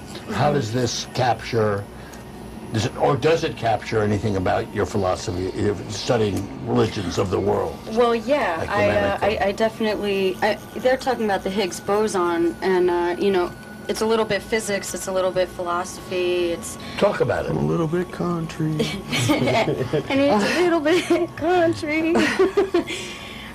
What's that song? What's that A little bit rock and roll. I'm a big fan of Neil deGrasse Tyson. I mean, I don't watch him as much as I'd like, but I definitely am a physics enthusiast as well, and there's a lot of theories and discussion out there about how we as physical matter, when we're reduced down to an atomic level, we're vibrating, and the vibrations come together and compact us together. So, not to get too heady and my own eyes glaze over Let's keep going, please. or anything, but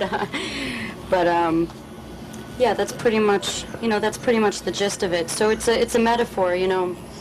It's like the visual poetry of string theory, you could say.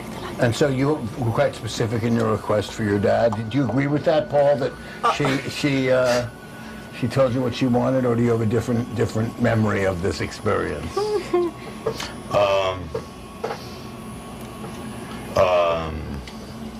Well, I designed it, really. No, I designed it. This is my logo. Oh my God! My damn logo. It's on my album. I can't believe it. It's on my album. Go to iTunes. You'll see it there. It's mine. He did apply the work. Actually, when I was 18, he made me promise. She gave me the idea. I refined it for her. Okay, you made a All right. slight modification Yeah. so that it would follow. So you can you can say he musculature of my refined arm, it. Yes, which is but something my father is known for. We can say this is a real booth. Yes. It's a booth. Yes. it's a real it's booth collaboration.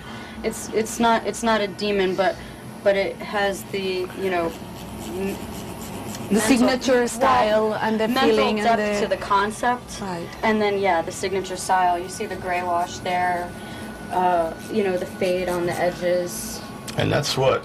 How old? 8 years? 8 years old. That white's still there? August Right. 2010. I had a pixie cut. Right. She went from very long dreadlocks to a pixie teeny tiny cut. Yeah. Yeah. So this was 2.5 hours, and it hurt like hell right here Ouch. and right here. Everywhere else was pretty alright. Skin was pretty rubbery at like the 2-hour mark. But The hell do you know? what do I know? Psh, whatever. See, how is she going to know? Go I figure. do too. I grew up in this industry. You've done one tattoo. Say- I mean, You're right. I've done one tattoo. That's right. I'm the only person that matters the most. And then maybe I'll do a second tattoo. yeah, right. Paul, will. seriously, was it difficult to put a tattoo on Tabby? Was that a complicated experience or no? You know, it's like there's no greater pain in the ass than family. You know what I mean? Yeah, Like, you're telling me. Look who's talking. It Just was saying. weird, you know. Making me It was tight. weirder to hurt my mother than my daughter. My daughter was like giving her a spanking, you know. I was all right with hurting her, but mom, on the other hand, I had a hard time with. But Did you say to Tabby, this is for becoming a hippie? Yeah. This is what you is guys for- were burying These are- crystals in the This is for the goddamn crystals in my backyard. And, No, it was. They resonate frequencies. It was Everybody a fun knows experience. that. It was cool to connect creatively and create a tattoo together. Because, she grew up around tattooing. I mean, big time. And she's a tattoo kid. So, Yes, very much. For her, her whole life, tattooing has been a part of it. So to connect on a tattoo for me was really special.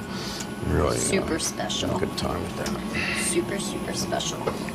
We want to say hello to San Antonio, Texas. Hello, San Antonio, Texas. Hello, San Antonio, Texas. Beautiful city. It's been awesome hanging out with you guys. I hope you've been enjoying yourselves like we have here in the inner sanctum.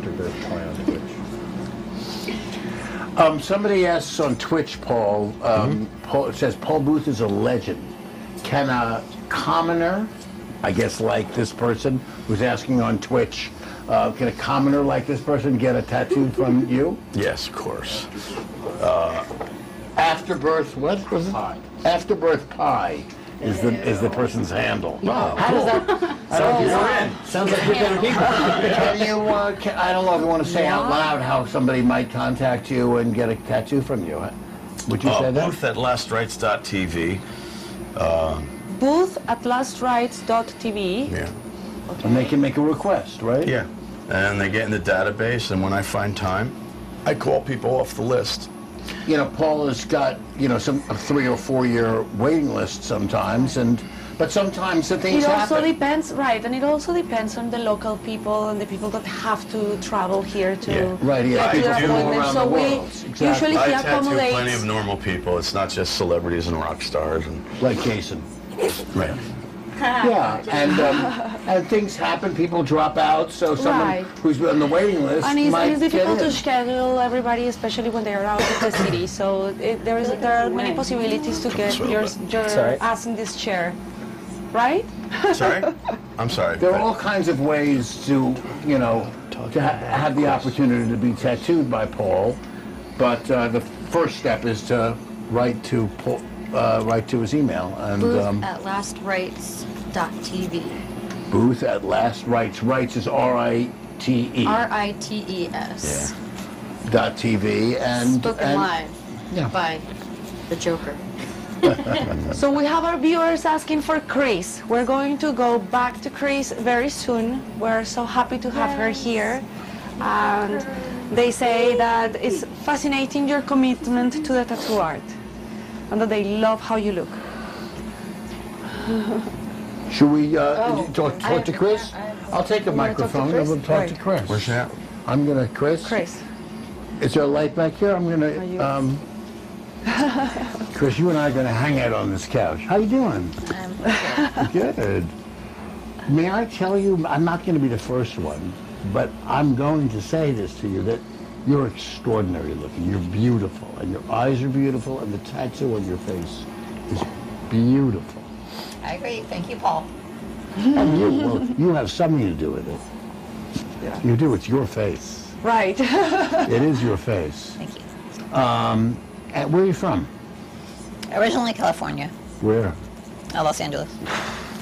And you said you grew up there. Did you go to school out there? Did you go to college out there? No, I didn't go to college. I worked pretty much as soon as I started, as soon as I could, at the age of 15. I've been working ever since to get the money to go see Paul. And what were your work? What was your work? Actually, back then, I still do the same thing now. I'm a baker. Wow. What's your specialty? I have a sweet tooth, so No, but what's your specialty as a baker? I'd say cinnamon rolls. With cinnamon rolls. Cool. And where do you work here in New York? I don't live in New York. Oh, where do you live? Houston. Houston. She flies in for her Sure. tattoos. Yeah.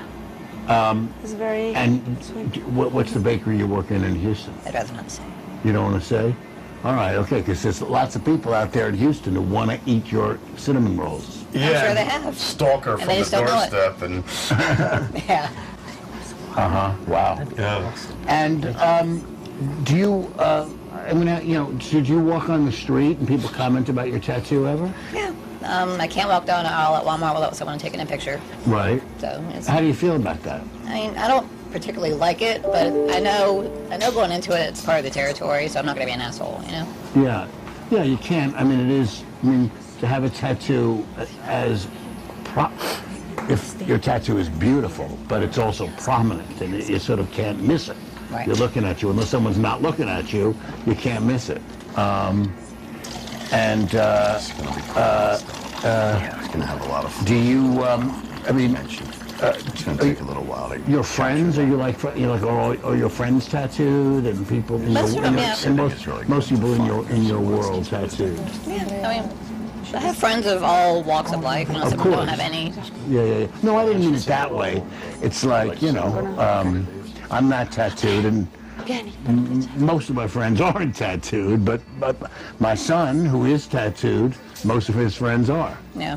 So it's just, And can I ask you a family question? Do you mind if I ask you a family question? Like, Ask, I might not answer. okay, but people are going to be interested because, I mean, does your mom and how did your mom and dad feel about your tattoo? Well, they have tattoos too, so they weren't they really do? concerned about that, you know? Are they still in Los Angeles? No, Where are they now? Doing the whole arm, so I designed somewhere it. else. Somewhere else. Okay. And but they have tattoos too. So do they think your tattoo is cool? They think it's excessive, but yes, cool. Yeah. They have to admire it because it's so cool. But yeah, it's yeah. And what are you going to get done? What's your next step on this tattoo? Today he's supposed to be working on finishing the face. There's not a whole lot left on that, but he wants to do more white on this side, so it's more of a contrast with black and white. Right. Totally. When you came to Paul and said you want your face tattooed, That wasn't the initial one. The initial one was just the side of the head. the side of the head. And was there something specific that you talked about that you wanted, an image or something? Yes. Was I showed him a specific image and he worked with it. what was that image? It's well, this part right here, it's neurons hooked with chains. Say that again? Neurons, Neurons? like part of your brain, Yeah. hooked with chains. Poked with hooked with chains. Oh wow! Can you guys see that? Can you? You see that? So you see the neurons of the brain, and they're hooked together with chains. Wow! Now I'm seeing it. Say that again? Represents chains of addiction. Chains of addiction. What does that mean? It means if you have an addictive personality, at least me personally, it's you can stop one thing and wow, it just bleeds into another. Somebody, hold on a second. There's a mistake. Chains of addiction. What does that mean? It means if you have an addictive personality, at least. What's going on there? Why does that keep happening? Well, it only happened twice. Sorry. So, Chris, let's go back to that because that was cool. So, talk about the chains of addiction. That's really cool. For me personally, if you have an addictive personality, you can stop one thing and it'll just bleed into another. Like people that quit smoking, they start eating more. This is pretty much how it is. Like it's a never-ending cycle in your life. Yeah. Yeah, it's very, if you have an addictive personality, it's extremely, the thing to do is to find addictions that are good. That are healthy. Yeah. Like tattoos. Like tattoos, which is, yeah, right.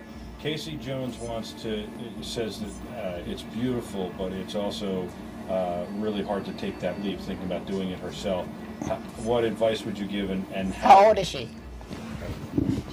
Well, that's the question. You're right. Yeah. And what would you say about that, how old she is? That's what would your thought repeat be? the question for me, please. Yeah, so the question was, Casey Jones emailed, texted, whatever, asked, what advice would you give somebody about who's thinking of taking the leap? Yeah. Wait until you absolutely know yourself and you know what you want. Wait until you have a good career. Wait until just you're very confident that this is what you want to do. You know, I changed a lot over the past. I'm nearly 40 now, and I've changed a lot. And I didn't have the confidence to shave my head 5 years ago. But right. How do you take that leap is what Casey wanted to know, too. How do you take it? So how do you, I keep on, I have something on, how do you take that leap? How is that leap taken? Well, for me, it was just all or nothing. Just go for it. As soon as I felt the confidence, I was like, fuck it. You only live once. Jump off the diving board. That's what you, yeah. No, right. Jump off. You just, that's what I want. I know that's what I want. I know who I am. What the hell? Yeah. You live one, you get one ticket. Yep. And I couldn't be happier. Right. Well, no wonder, because it looks spectacular. You're spectacular. She applauds your courage. Right. Excellent. Yeah. So let's go back to, it's the chains of neurons, and then what was next after the chains of neurons? After that, neurons held together with chains.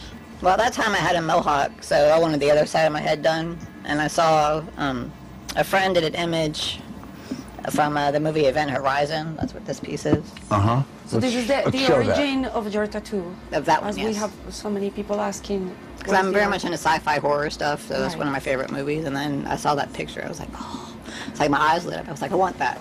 Right. And then I talked to Paul about how he could work that on my face and head.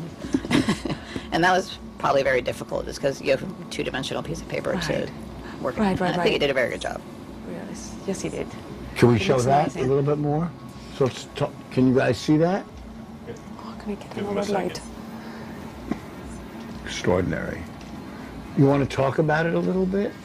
Well, if you don't mind, would you mind keeping your face up that way so they can look at it while you're talking about it? Thank you, Chris. There's not really a whole lot to say. As I've stated before, I like sci-fi, which is why I'm very much into Giger. The rest of the face and everything, like why I love Paul. Can you so guys much. see it? I'm sorry, I don't mean to. Just keep your face up. No. Why I love Paul Your so right much side. is We like both sides, but your right side is great. right. Right. Why I like Paul so much is because he's very much into Giger too and biomechanical stuff, and the Event Horizon piece just stuck out to me just because it's a futuristic piece and it's very aggressive. And as far as my personality goes, I'm kind of like a two-sided person. I can be very aggressive or I can be super sweet, which I think most people are, But, I think that's right. I think everyone's got both sides. Yeah. I have to say you are super sweet. Especially beautiful. Most of the time. You're easy. That's right. Paola is easy to be sweet to. I was wondering, which side hurted the most? Was I'd pretty probably much the this one just same? because it has more black on it. Right. And, you know, the eye was awful. The eye, right. Yeah. Yeah, I bet that was. Now I'm looking at your eyes, and they're very blue. What is that? Are your eyes tattooed? Yeah, they call it the eyeball tattoo, but it's actually ink injections. Wow. That took a few years to get the balls to do that. Did it? Was that incredibly painful? No, the only thing that didn't hurt. Really? And where did Oh my Paul goodness. do that? No, no, he was actually against it Why was he against it? because I could have gone blind and completely wasted all his art. There's yeah. a very good And she- question, Mr. she had Paul. an- So you Yeah, were not agreeing very much with Chris getting the ink I on think her eyes? aesthetically it's awesome. It's just too new. I worry about like long-term Right, problems, like going blind. I mean, right. Yeah, that would suck, you know. of But, course. Oh my gosh. That's the But only like I said, thing. you only live as far once. as otherwise, I'm all for it. But I just worry about it going blind. So. Yeah. So you have to go to a very good expert I went. that has the That was experience. the thing about it. I waited a Right. while. I went to the guy that invented the procedure. He goes by Luna Cobra. I started following him. I started following most of his clients that got the work done, making sure they're still okay. Right. And you keep seeing it is fairly new compared to other procedures, but I'm seeing a lot more people getting it done. Right. He's an eye Yes. surgeon, or? No, he went to school to be a surgeon, and his whole family are surgeons. But Right. he decided he wanted to do modifications instead. So does it affect your eyesight at all? As far as you know, your eyes, your eyes same. feel completely normal. I was already pretty much blind. I have astigmatism in both eyes. Oh, you do? So So you have contacts? I usually wear them. Yeah. Yeah. You have them in now? No. But I'm not driving. I'm not driving or reading. I'm on Right. vacation. So right. Wow. Excellent. And what were the next tattoos? And what about the neck? the neck. Poor Paul has to work on all this cover-up work. Right. So that's going to be tomorrow. He's going to be working on the neck and chest. Yeah, we're going to be here tomorrow shooting that. If that's still okay with you, yeah. Of course. Because I think that's, well, but, it's thank you for letting us in. And I appreciate that. Just, it is extraordinary. And, the audience that's watching this are all tattoo people. But I think I speak for the community out there that's watching. Everybody admires your Commitment. artistic commitment. Your Right. commitment, your courage, and your artistic, Just want to get a section. artistic Well, commitment. Yeah, right. you're a piece of art. Yeah, that's right. You're a walking piece of art. You're a walking piece of art. Yeah, it's unbelievable. I just can't wait till it's finished. Yeah. Excellent. because of the pain, the anticipation Well, of the pain, yeah, that sucks, but just, the anticipation, every time I look in the mirror, I'm like, I can see more and more getting it done. And just Right. eager. And you're not that far from getting it done, are you? Well, as far as the face and head, no, but like everything else, he's just starting on this. Oh, I see. Try the other way. So you're gonna get your whole chest and All right, wow. All the way around here. Turn myself. Yeah, just wow. Wow. You must I want get a lot to- of compliments, though. You must get a lot of Actually, yeah, compliments. surprisingly, it is a lot more compliments than, rude comments. Well, people are generally nice, aren't they? Or no? I know. Well, you're just getting more compliments Yeah, than rude comments. I don't know. Because it's, not everybody, it's startling for people, Yeah, I just generally think humanity is not good. I mean, as far as social media goes, every time I look on there, people comment under the dumbest shit. Yeah, people, Yeah. social media. As far as personally face to face, yeah, they're almost always nice. So, Right. better be okay. Yeah, right. No, people can be told. Oh, believe me. I know. We could. Yeah. Right. But it's nice that mostly people see you say, that looks amazing. What are the most common I think they appreciate the quality of the work. They're very surprised in the detail. Especially on the face and head. That's not Right. something you see a lot. Right.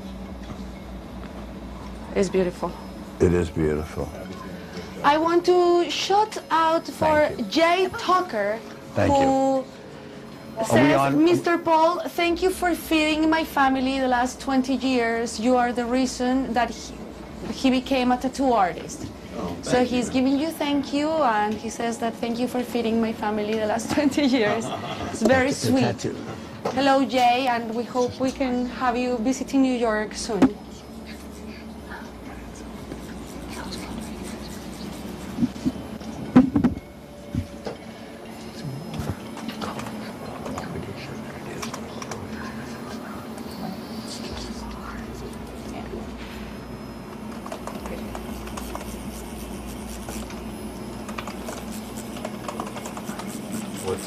And a very special hello to Adelaide, Australia. Thank you so much for being with us and having this experience inside the womb of Mr. Paul Booth. Why don't you tell the vagina story? Well, The vagina I don't know principle. if people really know that Mr. Paul created his own vagina so he could live inside his own vagina, which is fascinating because all the jokes and everything. So Show 'em the Mr. door. Paul, tell us the story. Show them the door. The door of my studio is a vagina. So Because you the can womb see, symbolically is the you safest can see the place in horrible world. hairs. Now let her do it. You can see the very, very horrible hairs and texture in this hideous vagina of Mr. Paul Booth. So, Mr. Paul, tell us, why do you call it your vagina? It's like... Well, I got two reasons. One is it seems every man spends his life trying to climb back in, so I built my own. I don't need anybody, thank you very much. And That's a good point. and symbolically, the womb is, you know, the safest place, you know. Yeah. And for my creativity, you know, my chamber is my studio, which is the womb I create in, which makes the door the vagina. You know, the panic room's the asshole. That's back in the corner, the opposite corner. Yeah, the jokes can go forever. The jokes Mr. go on Paul, forever, yes. You left your keys in your vagina. You feed a lot Yeah. of people in your vagina. Look at all these too. people in my vagina Look all at at all one these time. people I mean, filming God. in your vagina. Isn't it that amazing?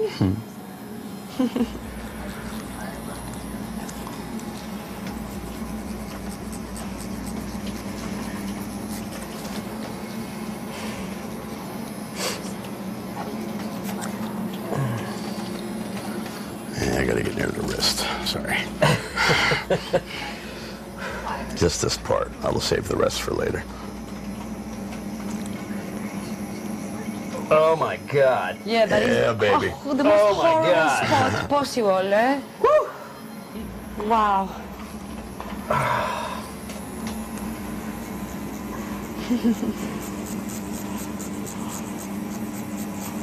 Holy shit. Hey, you know I wear a watch, right? Like we could skip that part. Mr. Paul, we have many people asking, how do you feel about gray wash? Gray wash? Gray wash. What do you mean, how do I feel? Do you... I love it. I made a career You out love of it, you made... Right. So that's... I love gray wash. That's what I do. Right. Yeah. I don't do a lot of color because I'm pretty intrigued with gray wash. For me, it's all rendering, you know. It's as if I was working with charcoal. I just kind of build up layers and render the darks into different values, and that's why when I work, it tends to look really sketchy, you know. Because that's kind of literally what I'm doing, is the tattoo equivalent of sketching. And then I refine it. Like a painting, you know, you start out with the big fat brushes and then you tighten it down to the little brushes for the detail. I approach tattooing the same way. Okay. Mr. Paul, have you ever had an experience that you didn't like the tattoo? Like seriously, like you seriously didn't like the tattoo that you made? And you made it over, or? Every day. Oh. No. But seriously. I have a level of, you know, acceptability. I'm very critical of my work, so don't get upset when I tell you I'm not thrilled with everything I do. It can always be better, but that's my own personal dilemma, you know. What's important is it reaches a level of, you know, it's as the best I can do, you know. Like, I can't approach this, you know, maybe when I get better, I could do it better. So, for me, the next tattoo is always the tattoo I'm focused on. Once I'm done with a tattoo, I kind of move on to the next one every day and try and make it better. It's not, I don't hate my work, I just too critical of it, I suppose. Right. There is another very interesting question. Have you tattooed on dark skin? Oh, yeah. You kind of got to know what you're doing a bit more. for success, because darker skin will keloid faster, and It's more delicate? on the art side, you got to think about the contrast. You know, whites are not going to work, lighter colors are not going to work. So like color realism generally doesn't work as well in darker skin because you don't have the vibrancy in the color that you need. Darker skin, it's all about the contrast. It has to look good when it's older.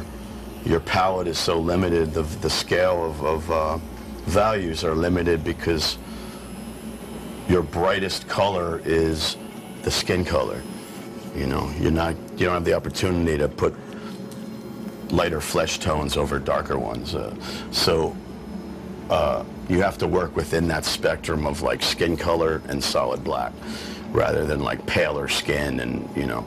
So with that limitation, the art has to keep that in mind. So the art has to be a higher contrast visually. So yeah. And then you don't want to overwork it because then you'll keloid the skin. So you kind of do need to know a bit more of what you're doing. Right. It's easier to fuck up. Mr. Paul, have you ever tattooed yourself? Once. Early days. That was part of the initiation, was doing a tattoo on yourself. In my day, apprentices had to do shit like that, you know. So do you see a big difference between how it was the learning process before, like in the 90s, was so different to what it is today? Well, it was always a craft. Tattooing has always been a craft, and like any craft, even like carving gravestones, you know, there's passed down traditions and passed down information, and, you know, tattooing has always relied on that. And in the old days, you know, there were more artists, tattooers that, you know, took things a little more seriously. And, you know, like a healed tattoo was a tattoo. A fresh tattoo wasn't graded until it was healed, you know. See if the artist's work falls out or not. But now with Instagram, all you need is a photo on a fresh tattoo and you've got a career waiting for you. You know, those healed pictures don't matter as much, which is something I find a bit disappointing. But it's still important to me and many others. So, you know, like when I'm looking for a new artist for the shop, I want to see healed work. I want to see if your shit falls out, because that's the sign of a good tattooer.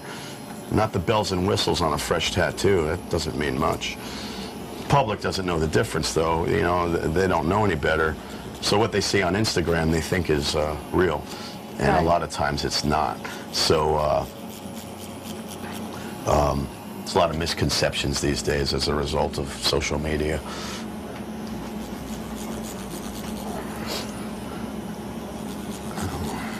What would cause it to fall out? Not packing it in solid enough, not enough saturation, improper technique. Healing can also be an issue. If you don't heal it right, you'll lose ink, you know. Half the battle is the artist, the other half the battle is the healing. So it's as important for you as the client to heal it properly. What would you say is proper? Well, you know, general healing is, you know, keeping it clean, keeping it moist with ointment the proper way and everything. And a lot of times it's, if you're heavily tattooed, you have your own ways, you figured it out. So I tell people that are heavily tattooed, hey, do what you've been doing because your stuff looks like it heals fine. I'll give my suggestions, of course, but I don't deal with a lot of first-timers anymore, so, yeah. I know.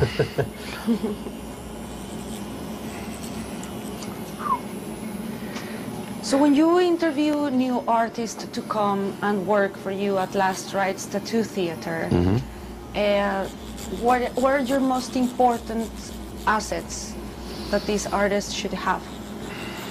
Well, like I said, I want to see healed work. I want to know that your work stands the test of time,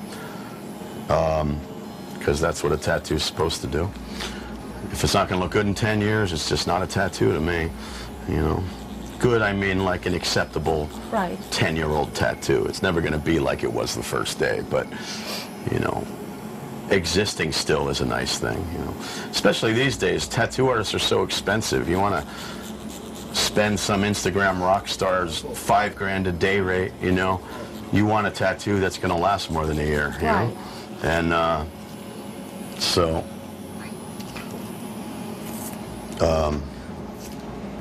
it's an investment. You shouldn't be price shopping a tattoo, you know. You shouldn't be. It's an art, you know. You have to let it be that. You're paying for a lot of knowledge, skill, and talent with any artist. It's a matter of you doing the research to make sure they're good enough for you. That's up to you, you know.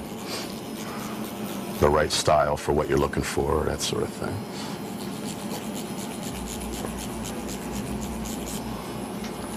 How difficult it is to make cover-ups? That's an art in itself, cover-ups.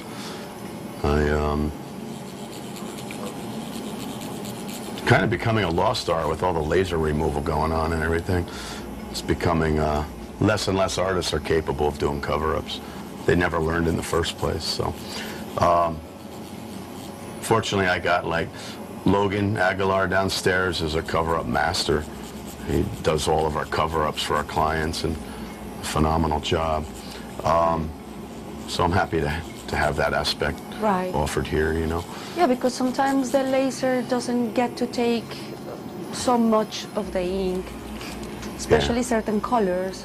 Certain pigments are more difficult, right? Well, your laser removal we tried to do, it was at 4 or 5 sessions, and it only got maybe 5% lighter. Right. And I had to cover it anyway, so it didn't really matter. Does it depend of the brand of the ink, or do you think all inks are pretty much the same in that sense? No, inks are different. So some are like more stubborn and more difficult to well, you know, out?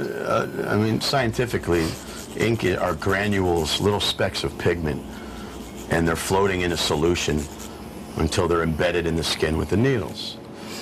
Now, if those flakes of pigment are too small, ground down to be too small, which is what makes ink go in smoother. Ink goes in smoother because it's ground down into a smaller speck, so the ink goes in better, but it also falls out easier because it's too small for the body to hold it in place. So the smoother and creamier your ink is, the less staying power you're likely going to have, you know. So these days, you know, those colors fly in like butter because they're ground down so tight and small, and they go in easier, so there's more people tattooing, you know, better. But if you're not saturating it properly, regardless, and you don't really know, they will fade. It's going to look initially like it's in there and it's solid, but honestly, in the next 5 years, half of it'll fall out because it wasn't put in properly. But you're not going to know that. Well, I would, or someone like me would. Right. But the client's not going to know that. The general public don't know, right? Yeah. You know. Is there a piece of advice that you would like to tell people that are going to get a tattoo for the first time? Well, it's the typical advice of making sure you've researched the artist and, you know, hygiene, ethics, proper, you know, really it's not just, you want to see consistency in their work. If you see a portfolio that has one tattoo you really love and a bunch that suck, you know, then it's a matter of, okay, did I get them on a good day? You know, you don't want to have to think like that for a tattoo. So you want to see consistency, cleanliness, professionalism, of course, and, you know, all the normal things that go with that. But really it's consistency and the style. You know, you got to like the style.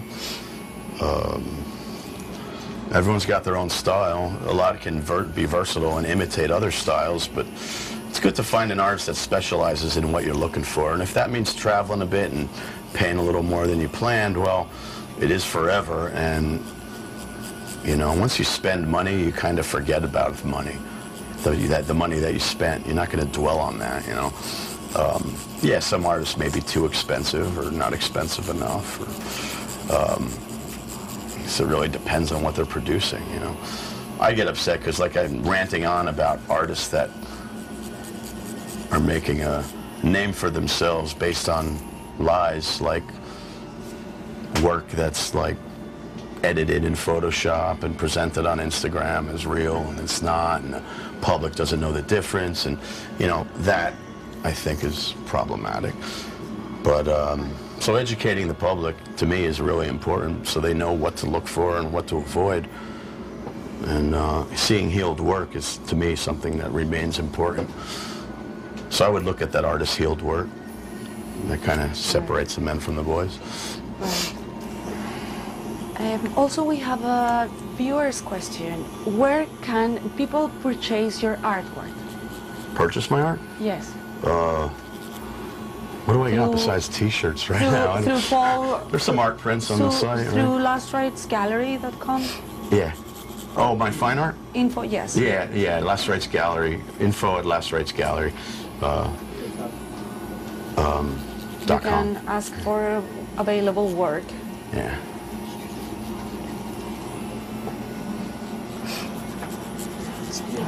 But Santa wants to know if you can go into more detail about saturation. Mr. Paul, could you please go into more detail about saturation? Well, when you're doing black and gray, layering, dipping is kind of what it's called. What I do, I'm a dipper. When you're approaching it that way, saturation's a little different because you're layering it in, layer by layer. So you have to work a little bit differently.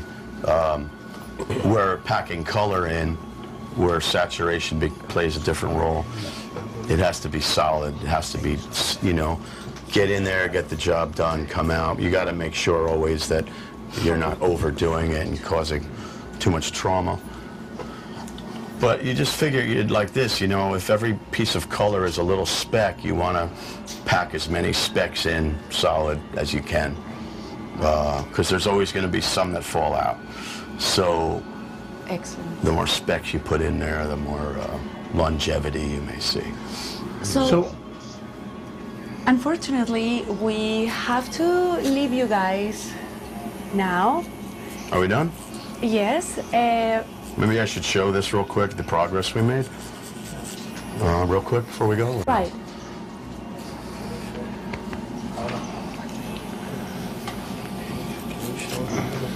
Right. Before we go, we want to grab Chris here and kidnap her a little. So before we sign off,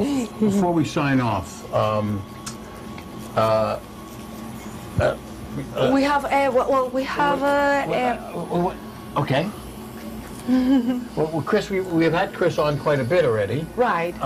They want to see Chris before we sign off. So why don't you get a good spin of her head with a good Yeah. light? That's a great idea. And like a slow turn, Right. And then we can show the progress I did on Jason, and then say goodbye and start our Halloween party. Yeah, and unless Minnie? Yes. Jason, before we say goodbye to you too, What's up? do we have anything? Well, actually, before we say, let's talk about Chris. Chris, is there anything for you to say about what caused you to have this tattoo? Like, which one altogether? Yeah, altogether. What made you want to really Individualize yourself. Is that what you're asking? That's pretty That's much the it. answer. That's it, right? That's all I need to answer for you. Yeah. I mean, it's been a progression with each one. Right now, I have a I had to do that too. pretty close to definitive image of what I want to see when I look in the mirror, and we're working towards that. And Jason, Yeah. can you say in a word or two before we sign off for today, what is it that really has? What do these tattoos mean for you? We sort of talked about it, and It's a not only a moment in life, but a part of life. And since, as we discussed, I don't believe in anything that happens holy crap, afterlife. It's about the experience while you're living it. So this is part of the experience of life that I want.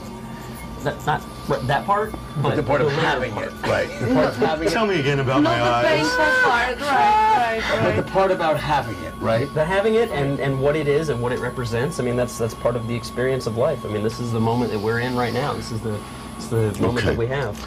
Let me walk you through my plans here real quick with your tattoo, since we were unable to finish it today. Yeah.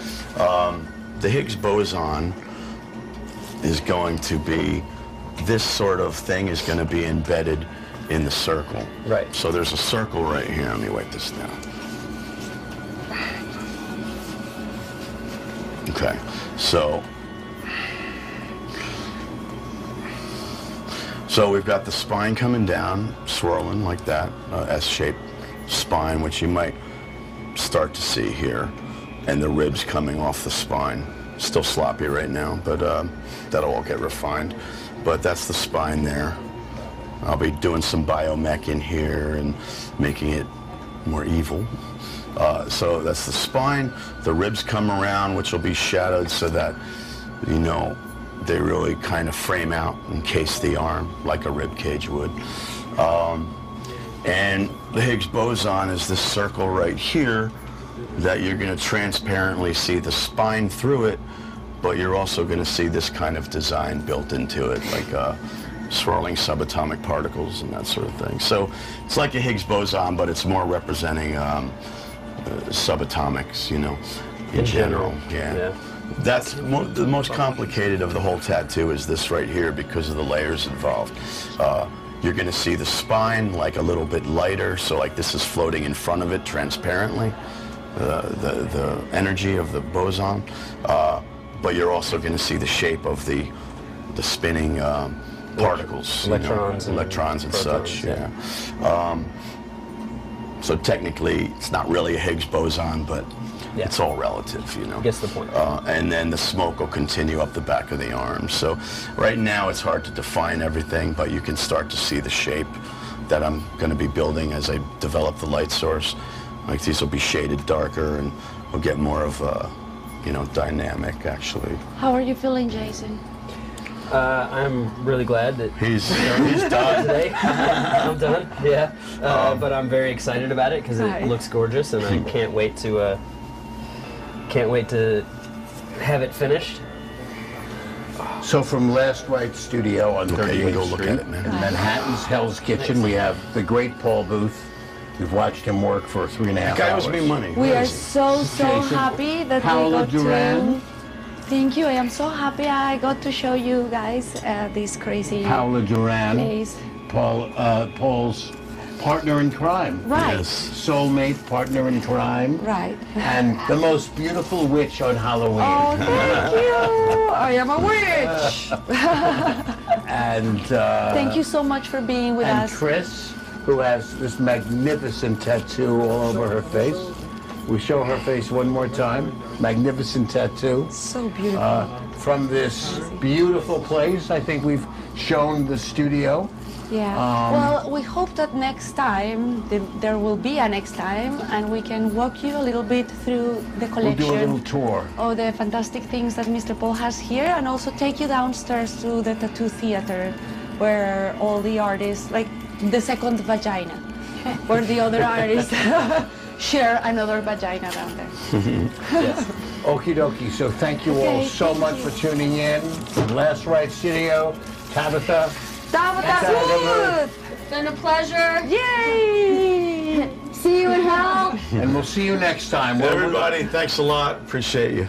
The great Paul Booth, ladies and gentlemen. Thank you all. All right, I'm going to look at this. Oh my gosh, that's awesome.